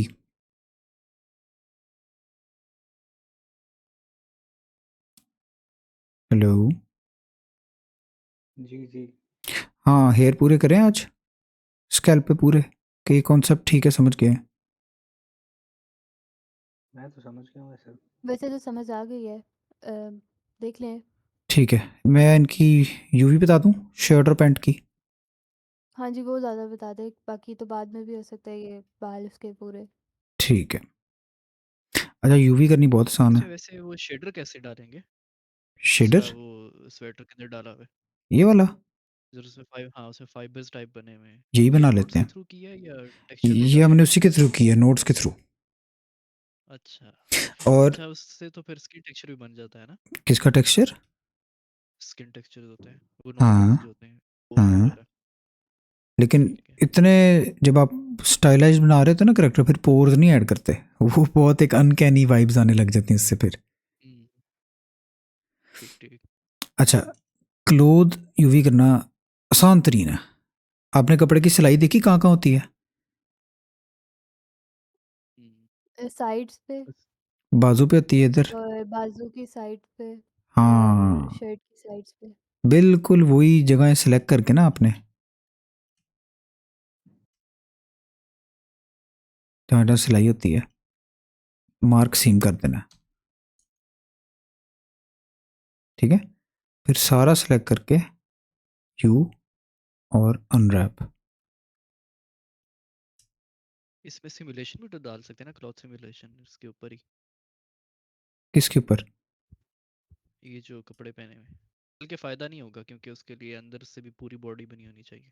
हाँ जी, वो किसी चीज़ के अगेंस्ट टक्कर मारेगा तो फिर काम करेगा। हाँ, ठीक है, मैं ये सिलेक्ट इसलिए कर रहा हूँ ताकि फ्रंट और बैक जो है वो भी अलग अलग हो जाए।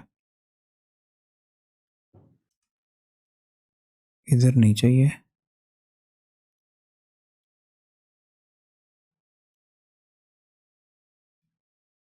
यू मार्क सीम है, यू अनरैप। तो बेशक हम यहाँ पे भी सिलेक्ट करके इसको सिंपली, अच्छा ये मेरे ख्याल गर्दन वाला हिस्सा है।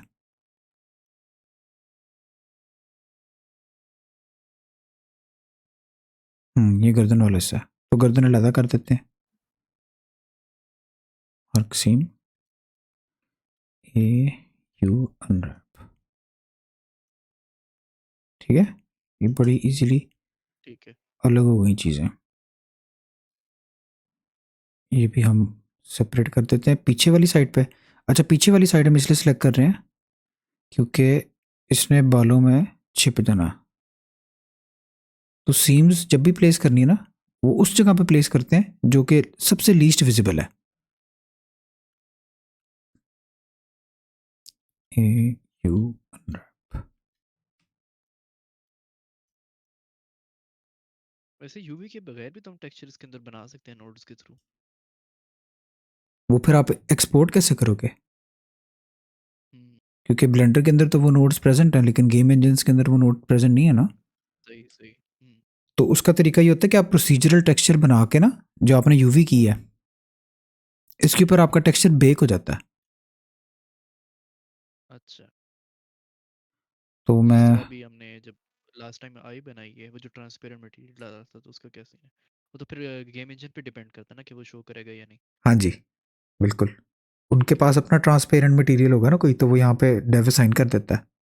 बाकी आंख का जो अंदर वाला पार्ट होता है, जो आयरिस है उसकी, ये भी हमने बेक कर देनी है आंख के यूवी के अंदर। ठीक है। ठीक है, वो फिर हम रीटोपोलॉजी बेकिंग इकट्ठे ही कर लेंगे सब कुछ। अच्छा, इसका टेक्सचर कैसे बना था? मटेरियल प्रीव्यू में चलते हैं। कोई कलर दें, बाल और आईब्रोज कोई बहुत अजीब लग रही है। इसका दे दें material दे देते हैं। क्या कलर दें भाई? ब्लैक ही, ब्लैक या क्या ब्राउन। करते हैं? में दो कलर्स मर्ज हो सकते हैं, जो शेड ग्रेडियंट टाइप जो बनता है वो बालों के अंदर। इनकी यूवी हाँ बन सकते हैं, उसके लिए फिर आप रैंप यूज़ करते हैं। लेकिन अब हम बाल ऑप्टिमाइज करने के लिए डेसिमेट यूज़ कर रहे हैं ना, तो फिर यूवी दोबारा ख़राब हो जाएगी सारी। ठीक है। कंट्रोल एल, नहीं, वो कलर्स की बात लिंक कर रहा था। मटेरियल। पता हाँ नहीं वो उसका नाम क्या होता है, उम्ब्रे कहते हैं, पता नहीं क्या उसको कहते हैं, जो नीचे से फेड हो रहे होते हैं। नीचे से वाइट कलर सपोज आ रहे हैं, ऊपर से ब्लैक में। मुझे उसके एग्जैक्ट टर्म नहीं पता। रियल लाइफ टर्म पूछ रहे हो असल वाली? हाँ, रियल लाइफ में भी कर रहे होते हैं लोग। अच्छा। रुक के मुझे समझ में ड्रॉ करके दिखा। मैं समझ गया, वो जेंट से फेड हो रहे होते हैं कलर्स। हाँ वही कह रहा हूँ। वो इसके अंदर नहीं कर सकते नोट्स के थ्रू? कर सकते हैं, रैम्प शेडर लगा लो। ठीक है। RAMP। वो टेक्सचर पेंट से भी हो सकता है ना? टेक्सचर पेंट से भी हो सकता है, बिल्कुल। दोनों पॉसिबिलिटीज हैं। अच्छा जी, स्वेटर। ठीक है, ये कैसे बना था? ये बना था सिंपली, एक मटेरियल बनाते हैं, एक बेस कलर इसको हम पिंक दे देते हैं। अच्छा, कपड़े की रफनेस फुल रखेंगे, और यहाँ पे अब हमने बनाना है एक वेव टेक्सचर। इसके आगे लगाएंगे कलर रैंप। इसमें कितने कितने टेक्सचर? तो वेव है, एक ब्रिक टेक्सचर भी है, इसके अलावा भी कोई है? ये सारे टेक्सचर्स हैं। वही फिर ठीक इनको है। कंबाइन करके मजीद टेक्सचर्स बनते हैं। नोट्स तो एक बहुत गहरा टॉपिक है, ये तो इन सेल्फ एक बहुत बड़ा सब्जेक्ट है। समझ गया। ठीक है, तो कलर फैक्टर के साथ, और ये हम सिंपली बेस कलर में कनेक्ट कर देंगे। ये इसका इफेक्ट आ रहा ये भी जेल से निकले। है। ठीक है, लेकिन अगर हम देखें कि ये कौन सा फेस है, इधर हम सीम सेलेक्ट करते हैं ना, क्योंकि सीम हमने बनाई हुई है, तो हम सिंपली सीम की सेपरेशन के साथ सिलेक्शन कर सकते हैं। ये ऐसे है। यहाँ पे पैटर्न किस तरह वर्टिकल है ना, हम्म, तो इसको रोटेट कर लेते हैं। ये ऑफ कर लें।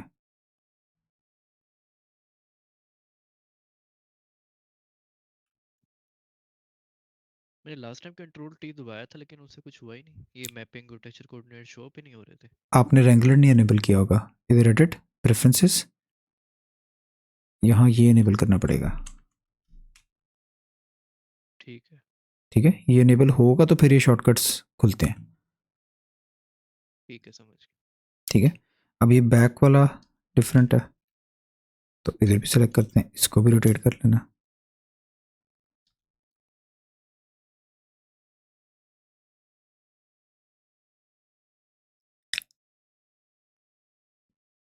बाजू की ठीक है, इसकी नहीं ठीक।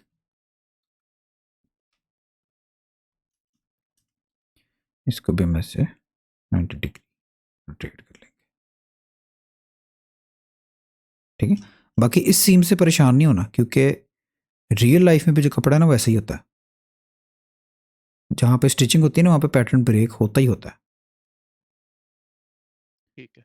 ये बन गया। अच्छा, अब बनाया कैसे था? पहले तो इसको मूव आउट करते हैं, एक और कलर रैम्प बनाते हैं, ये डिस्कनेक्ट करते हैं। अच्छा, ये हमारा बेस मटेरियल है, ठीक है। अगर हम एक बम्प टेक्सचर बनाएं, इसको हाइट से करें और यहाँ पे नॉर्मल मिलाएं नॉर्मल से, ठीक है, तो ये एक इफेक्ट मिल रहा है। यहाँ पे जो बम्प नज़र आ रहा है ना हमें, वो इसी की वजह से नज़र आ रहा है, लेकिन स्केल ऑब्वियसली भी बहुत ही ज़्यादा है, तो स्केल हम बढ़ा लेंगे। और स्ट्रेंथ जो है ना इसकी, ये भी बहुत ज़्यादा है, तो ये भी हम एडजस्ट कर लेंगे। स्ट्रेंथ कर लें, डिस्टेंस कर लें, डिस्टेंस कर लेते हैं।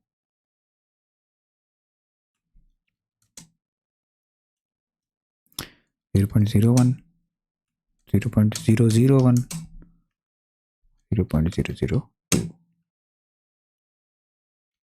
ठीक हो गया। और एक और चीज़ जो यहाँ पे है वो ये है कि वेव जो है ना इसमें थोड़ी सी हमने डिस्टॉर्शन डालनी है, उससे ये फजी सा इफेक्ट आ जाता है, ठीक है। ठीक है। बाकी इसमें इतना प्रोमिनेंट इसलिए लग रहा है क्योंकि जो मैंने बेस कलर है ना, ये बेस कलर हम कॉपी कर सकते हैं, यहाँ पे हवर करके सिंपली कंट्रोल सी दबाना, और यहाँ पे अब हवर करके कंट्रोल वी दबाना, तो ऐसे कलर्स भी हम पेस्ट कर सकते हैं। वो मैंने किया ये था कि थोड़ा सा डार्क थोड़ा सा लाइट, और बेस कलर में भी हमने ये वेरिएशन दी थी,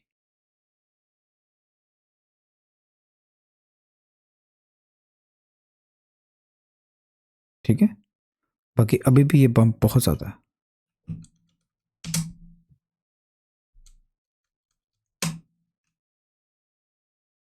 अब ठीक है। अच्छा, एक और क्लॉथ रियलिस्टिक करने के लिए ना ये शीन डालना होता है, तो उससे बहुत एक शीट से क्या होता है? यार कुशन देखा कभी पड़ा हुआ खिड़की के साइड पे, उस पे कॉर्नर्स पे एक रिफ्लेक्शन सी आ रही होती है बड़ी स्मूथ सी, हम्म, नोट किया? ये वो शीन होता है। ठीक है।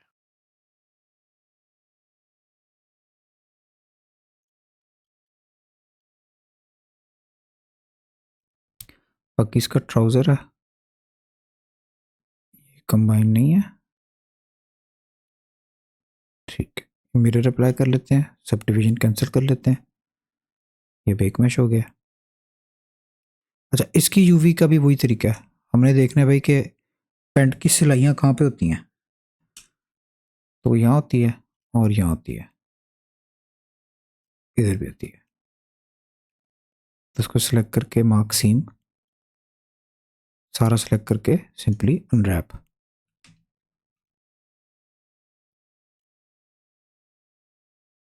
ये हमें इस तरह का मिल जाता है।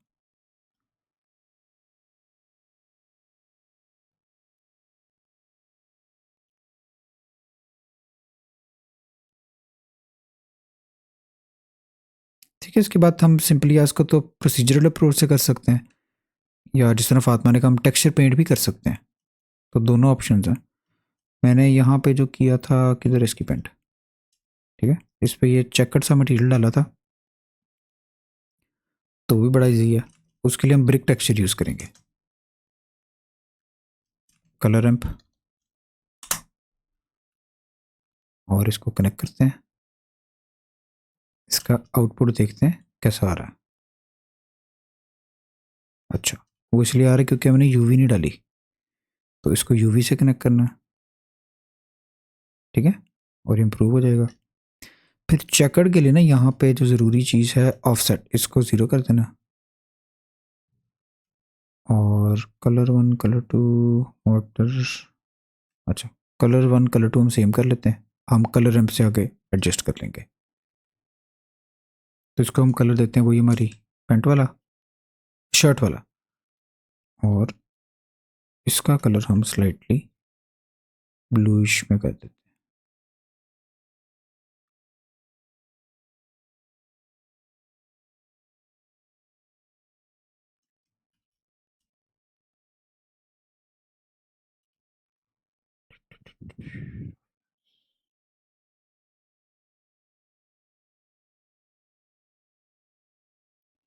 तो ये ब्रेक यहाँ पे इसलिए हो रहा है क्योंकि पेंट हमारी कुछ इस तरह से है। अच्छा, ब्लेंडर में ना मुझे यूवी वाले टूल्स का इतना नहीं पता, मैं माया ज़्यादा यूज़ करता हूँ यूवी अनरैपिंग के लिए, लेकिन हम इसको मैन्युअली भी ऐसे एडजस्ट कर सकते हैं। अगर आप इसको सीधा सीधा कर देंगे ना तो टेक्सचर भी आपका सीधा सीधा अप्लाई होगा। ठीक है, ठीक है। बस ये कोशिश करनी इसमें स्ट्रेचिंग ना हो, इवनली स्प्रेड आउट हो।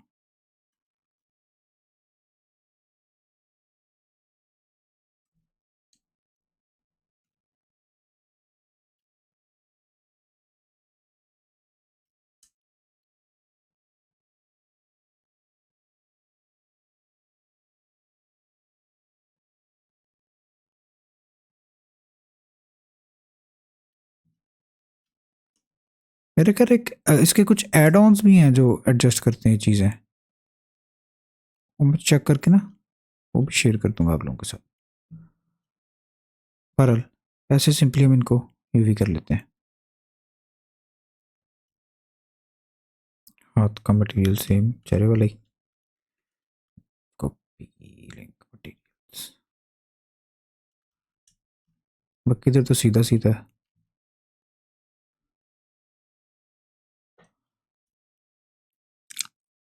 मटेरियल असाइन कर लेते हैं। इधर कैसे हुआ?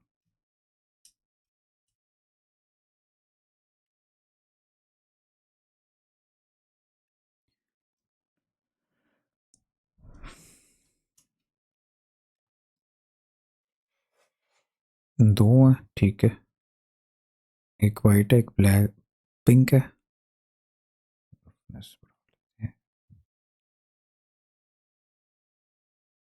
बेशक यहाँ पे जो शर्ट वाला कलर है ना वो पेस्ट हो जाएगा। बाकी ये वाला जो पार्ट है ना नीचे वाला, इसको सिलेक्ट करने का जो सबसे आसान तरीका है वो ये है कि हम बॉटम में सिलेक्शन करते हैं और वहाँ से सिलेक्शन ग्रो कर लेंगे।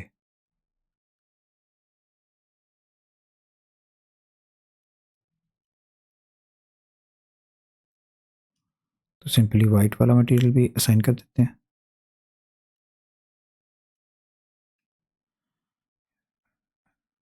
अच्छा, लिंक सिलेक्शन पता लग गया ना आप लोगों को, एल से सिलेक्शन होती है।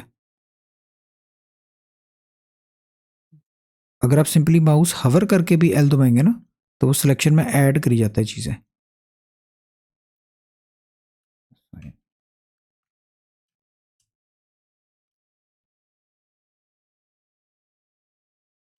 ठीक हो गया? यहाँ तो कोई कंफ्यूजन कोई क्वेश्चन? नहीं, इसमें आई लैशेस भी बनाएंगे इसकी बाद में। आईलैशेस हम उस तरह बना सकते हैं जिस तरह हमने ये बनाई थी ना हम्म, इसकी ये चीज़। ठीक है। तो बेशक यहाँ पे कर्सर रख लें, प्लेन रख लें, ठीक है,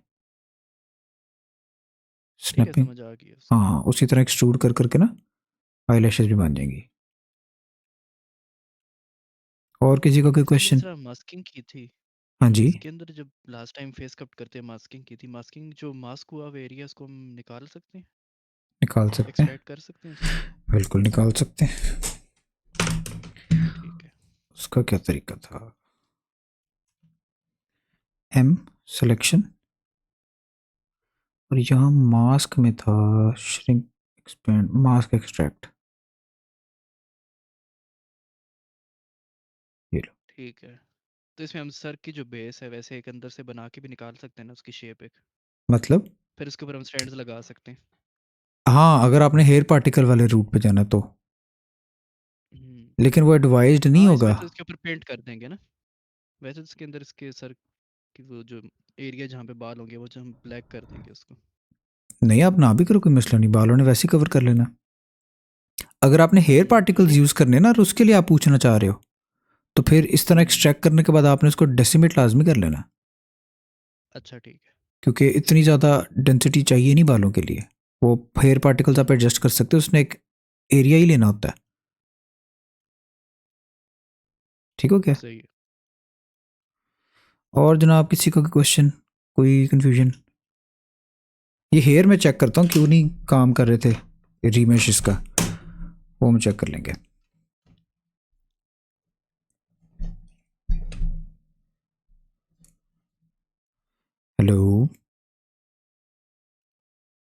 हेलो हेलो। हाँ जी, कोई क्वेश्चन, कोई कन्फ्यूजन? नहीं नहीं, कोई भी नहीं है। अरे एक है मेरे पास, वो वैसे ही हम्म चेस से हम्म, रिलेटेड। कोई नहीं अगर बोल। वो मेल कैरेक्टर बनाना हो तो फेशियल फीचर सेम रहेंगे? नहीं, वो थोड़े से चेंज होते हैं। अच्छा। उसके मैं बताता हूँ क्या डिफरेंसेस होते हैं मेन। पहला जो मेन डिफरेंस होता है मेल करेक्टर का, उनकी जॉ ऐसी नहीं होगी, उनकी जॉ थोड़ी सी ज़्यादा ऐसे स्क्वेरिश सी होगी, ठीक है, थोड़ी ज़्यादा डिफाइंड, थोड़ी ज़्यादा मस्कुलर होगी। और एक और चीज़ होती है कि जो फीमेल चेहरा होता है ना वो हमेशा ज़्यादा स्मूथ होता है हर जगह से ही, मतलब वो बहुत सटल उसके अंदर फीचर्स होते हैं। जो मेल चेहरा होगा ना उसके अंदर फीचर जो हैं वो ज़्यादा डिफाइंड होंगे, ज़्यादा शार्प होंगे। ये देख रहे हो, इतना सामने किया और ऑलरेडी मेल लगने लग गया, फील हो रहा है? हाँ, जी। एक ये डिफरेंस होता है। फिर एक और होता है, यहाँ पे लाइन होती है एक मेल्स की बहुत प्रोमिनेंट, जिसको हम टेम्पल लाइन भी कहते हैं। माथे पे देखिए ना टेम्पल्स होते हैं जी। मुझे वो हिटमैन के भी है। वो बहुत डिफाइंड होते हैं। तो अगर आप हल्के से भी यहाँ पे रिप्रेजेंट कर दोगे ना इस तरह, हल्का सा भी, तो वो नज़र आता है मॉडल में। इधर दिखाता हूँ।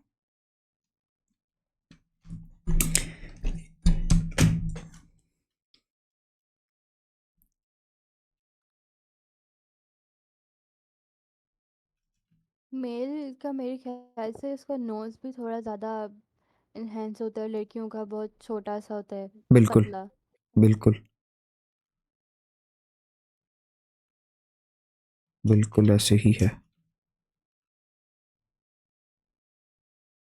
उनके फीचर्स थोड़े ज़्यादा, जिस तरह बताया ना, मैनली होंगे, थोड़े ज़्यादा शार्प होंगे, डिफाइंड होंगे। तो ऑलरेडी आपका करेक्टर जो फिर मेल कैटेगरी में आने लग जाता है।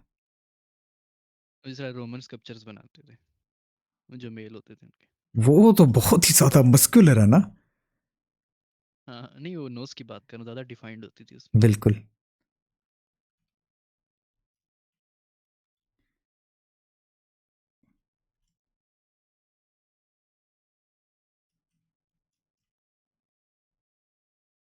फिर उनके जो हेड का एक एंगल है ना, वो भी थोड़ा सा आप कह लो कि एंगुलर होता है। फीमेल का देखो ऐसे सटल सटल सा था, उनका हम थोड़ा सा ज़्यादा डिफाइन और एंगुलर बना सकते हैं। ठीक। तो ऑलरेडी अभी देखो ये मेल लगने लग गया। हम्म ये कुछ आईब्रोज में डिफरेंसेस हैं। फ़र्क होता है मेरे ख्याल में। वो ऑप्शनल है। अब कई ऐसी फीमेल्स हैं उनमें कुछ मैस्कुलिन क्वालिटीज़ होती हैं चेहरे पे, कई ऐसे मेल्स हैं उनमें कुछ फीमेल क्वालिटीज़ होती हैं। ये कुछ ठीक एक है। मेजर मेजर चेंजेस आप करोगे तो आपका करेक्टर मेल लगने लग जाएगा। फिर बाकी ऑब्वियसली जब हम आई लैशेस बनाएंगे तब भी बहुत फ़र्क पड़ने लग जाता है।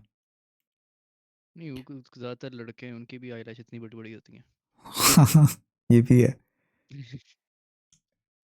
मेल का एक ये भी सीन होता है कि ये वाला जो एंगल है ना इनका, थोड़ा सा आप कह लो डिफरेंट होता है, थोड़ा सा ये स्ट्रीप्ड होता है नीचे की तरफ। और जैसे आप बात कर रहे थे, फिर वो आईब्रोज में भी साथ एडजस्ट होता है।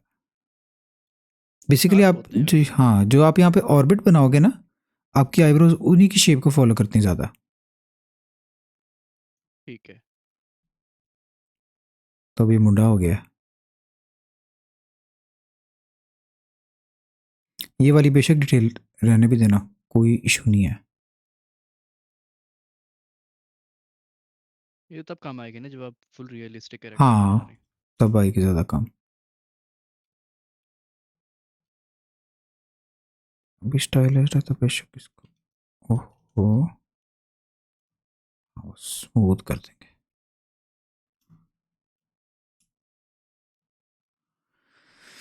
हाँ भाई, और कोई क्वेश्चन? इसका अच्छा, ब्लेंडर बहुत बेहतर है किस चीज़ से? स्कल्पटिंग में। जीब्रश जीब्रश से? अच्छा है, उसमें फीचर्स हैं लेकिन वो ब्लेंडर बेहतर लगा है मुझे। अगर आप सोली स्कल्पटिंग कंपेयर करो ना तो फिर जीब्रश सुपीरियर है। हाँ वो उस लिहाज से है ना कि वो हैंडल कर लेता है पॉली काउंट। हम्म अच्छा यार, मतलब ZBrush से हाई पॉली एक्सपोर्ट करके ब्लेंडर में ही नहीं सारा काम कर सकते उस पे, मतलब उसकी रीटॉप वगैरह कर फिबोनाची सकते हो, वाइज। बिल्कुल कर सकते हो। ZBrush से असल में एक्सपोर्ट आपको कर ना सकते हैं लेकिन टूल ब्लेंडर में आना ऐड नहीं चाहिए कर बस। सकते। अब मेरा जो एक वर्कफ्लो बना हुआ है ना, मेरा माया और ब्लेंडर का एक वर्कफ्लो बना हुआ है, जो कि हालांकि अगर फर्ज करो मैंने ब्लेंडर सीखा होता पहले, तो फिर मेरा ब्लेंडर का वर्कफ्लो होता, सोलली ब्लेंडर होता। लेकिन अब कुछ चीज़ें मैं माया में ज़्यादा कंफर्टेबल हूँ, कर मैं ब्लेंडर में भी सकता हूँ। जिस तरह ये मॉडलिंग है ना, ये मैं माया में बहुत क्विकली कर सकता हूँ, ब्लेंडर में मुझे अभी भी थोड़ा थोड़ा टाइम लग जाता है। अच्छा, मैंने एक चीज़ आप लोगों के साथ ना शेयर करनी थी, वो ये है कि अभी तो रेफरेंस आप लोगों को प्रोवाइडेड है ना, अगर आपने कभी ओरिजिनल करेक्टर बनाना हो तो उसकी स्केचिंग का क्या तरीका होता है। उसमें बस एक चीज़ बहुत ज़रूरी है, आप लोगों ने ख्याल रखना है कि, अच्छा मैं ना बड़ी रफ सी ड्राइंग करूँगा, मेरी ड्राइंग इतनी कोई ख़ास नहीं है, ठीक है। पहले तो ये एक सिमिट्री, ठीक है, वर्टिकल सिमिट्री आप कहीं पे भी रख सकते हो। करेक्टर का फ्रंट तो हम बना लेते हैं, ठीक है। मैं रफ सी स्केचिंग करके ब्रश साइज कम कर लेते हैं।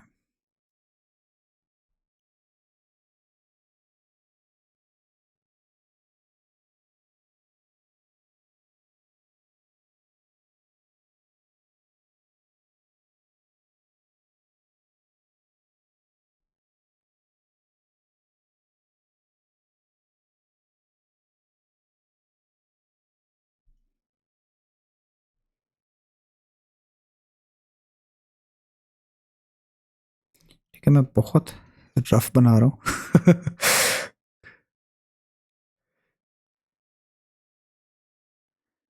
ब्लशी अच्छा है।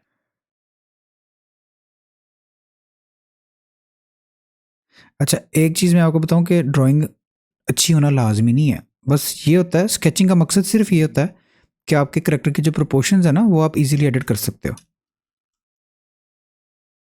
ठीक है। मतलब मैंने इसका चेहरा वगैरह एडजस्ट करना है, मैं बड़ी जल्दी यहाँ पे कॉन्सेप्टिंग करके ना बना सकता हूँ। मैंने बताया था कि मैं हाथ स्केच भी नहीं करता, बस ऐसे रफ सी एक इंडिकेशन दे दी कि हाथ की प्रोपोर्शन पता लग जाए, ठीक है। हम्म, स्केच का मेन मकसद ये होता है। ज़रूरी चीज़ जो मैंने आप लोगों को बतानी है ना, वो ये है कि ये बाल बना लेते हैं भाई बस बड़े रफ से। अच्छा, ज़रूरी चीज़ जो मैंने आप लोगों को बतानी है ना, वो ये है कि जब आपने करेक्टर का साइड व्यू बनाना है ना, क्योंकि जब भी आप ट्रेसिंग कर रहे हैं या स्केचिंग कर रहे हैं, आपको एक फ्रंट व्यू और एक साइड व्यू लाजमी चाहिए होता है, ताकि आपको उसके प्रोपोर्शंस का आइडिया हो, उसके फेस स्ट्रक्चर का आइडिया हो।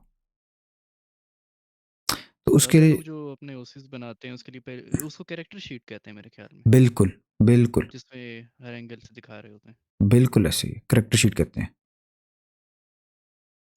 अच्छा, ड्रॉ करना लाजमी नहीं है, आप ट्रेस भी कर सकते हो। मतलब कोई तस्वीर रख के ना यहाँ पे, उसके ऊपर आप ट्रेस करके भी एक फ्रंट व्यू बना लो। और साइड व्यू का मैं तरीका बताता हूँ। साइड व्यू के लिए ना ज़रूरी होता है कि एक नई लेयर बना लें, और ये जो फीचर्स है ना इसके मेन, यहाँ पे लैंडमार्क्स, ऐसे हमने लाइंस ड्रॉ कर लेनी है।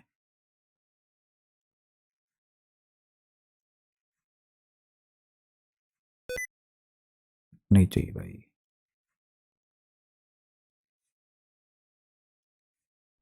ठीक है। और फिर जब आप साइड स्केच कर रहे होते हो ना, फिर हमने क्या करना होता है, बस इन्हीं जो लैंडमार्क्स हमने बनाई है ना, इनको फॉलो करना होता है। इसके थ्रू फिर क्या होता है कि आप जब करेक्टर इंपोर्ट करते हैं अपना ब्लेंडर के अंदर और ट्रेस कर रहे होते फ्रंट साइड पे रेफरेंस रख के, तो फिर वो बहुत एक इजी प्रोसेस हो जाता है।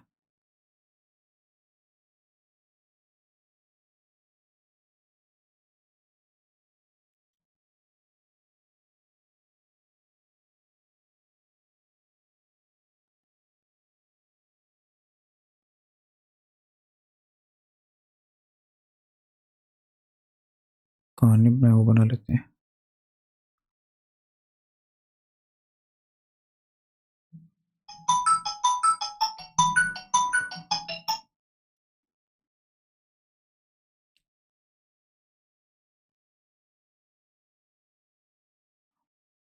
इसी तरह बॉटम में फिर आपने लाइंस ड्रॉ करके ना यूँ फिर आपका मॉडल कंसिस्टेंट रहता है।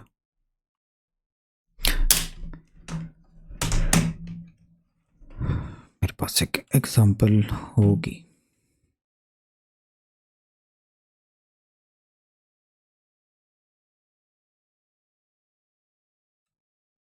ये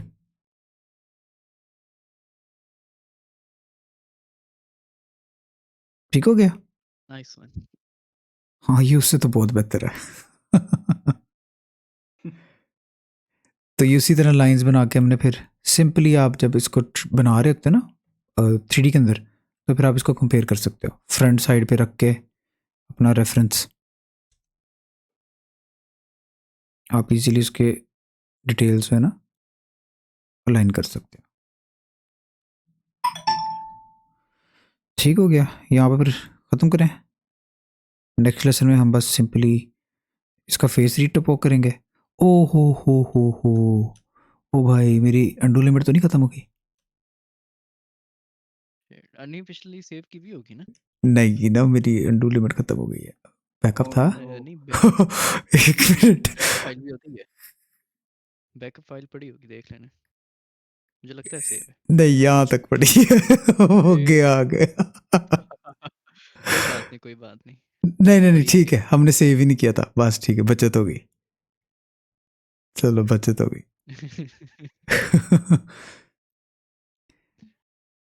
बस अब अगले लेसन में हम ना इसका फेस रीटॉपो करते हैं, और ये टेक्सचर्स बेक करके मैं आपको दिखाता हूँ, और फेस टेक्सचर करते हैं। ठीक हो गया? ठीक है, ठीक है। ठीक है। डन हो गया। और हम वो भी देख लेंगे कि फ़र्ज़ करो अगर इसमें हम ज़्यादा डिटेल बनाए, कोई स्कार शिकार बनाए इसका, किधर गया है? ओ, मास्क हुआ है।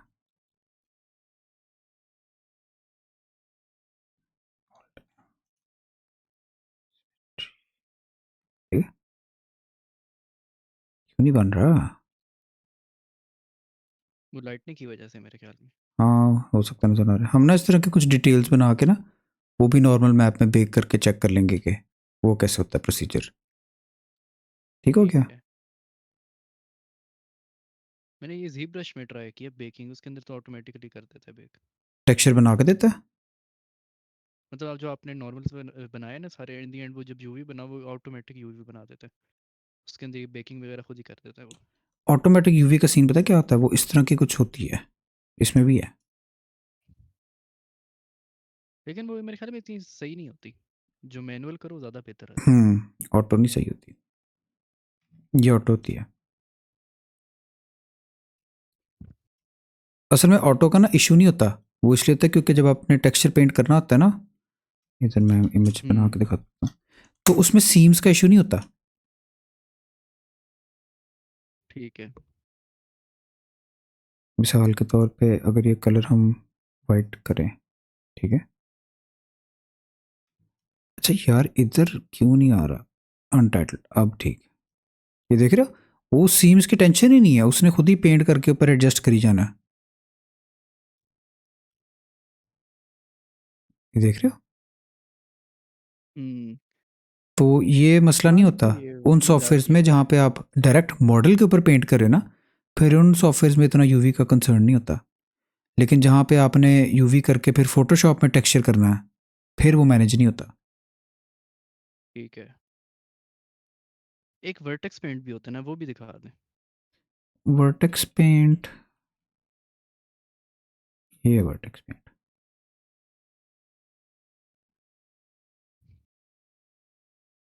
इतना स्मूथ नहीं होता मेरे ख्याल में, मुझे याद जहाँ तक याद पड़ता है। इसके लिए कलर सेटिंग चेंज करनी पड़ती है। वर्टेक्स हाँ, ये टेक्सचर,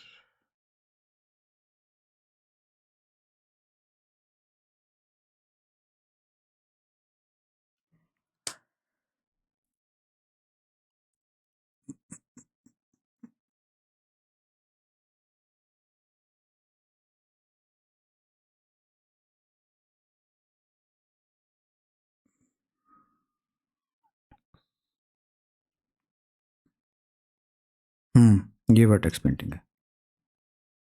ये तो सही हो रही है। वो सही इसलिए हो रही है क्योंकि मैश हमारा डेंस बहुत ज़्यादा है, अगर इसी को हम डेसिमेट करें ना, हाँ मैं वो आगे फिर सही पेंट नहीं होता फिर।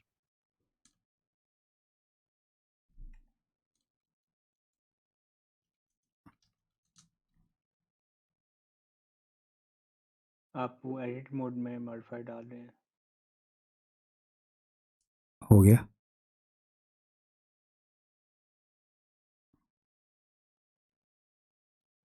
ये देखो, ये सीन होता है इसका।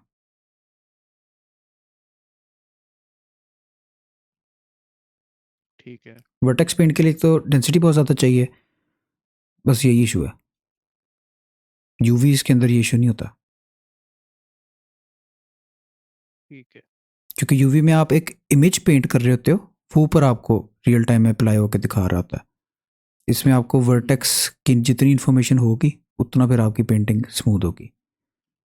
ठीक है। वो जो लास्ट टाइम आई बनाई थी उसके अंदर जो हमने प्रोसीजरल टेक्सचर्स डाले थे तो उसको भी हम यूवी में कन्वर्ट कर सकते हैं, कि वही टेक्सचर्स उसके ऊपर ही हमने रहें? यूवी करके फिर वो प्रोसीजरल किया था ना। ओ हाँ ठीक है ठीक है। अब सिंपली हमारी जो यूवी हुई हुई है उसके ऊपर टेक्सचर हमारा बेक हो जाएगा, वो एक इमेज बन के बाहर आ जाएगी, हाँ वो बेकिंग, ठीक है वो बेक हो जाएगा। ठीक है। अभी इसको बेक तो नहीं किया था ना? नहीं अभी बेक नहीं किया, अभी सिर्फ वो प्रोसीजरल ही है। बेकिंग हम रीटोपोलॉजी के सही। साथ ही सारा इकट्ठे बेकिंग कर लेंगे, या मैं एक ऑब्जेक्ट दिखा दूंगा आपको, बाकी का आइडिया हो जाएगा। ठीक है सही है।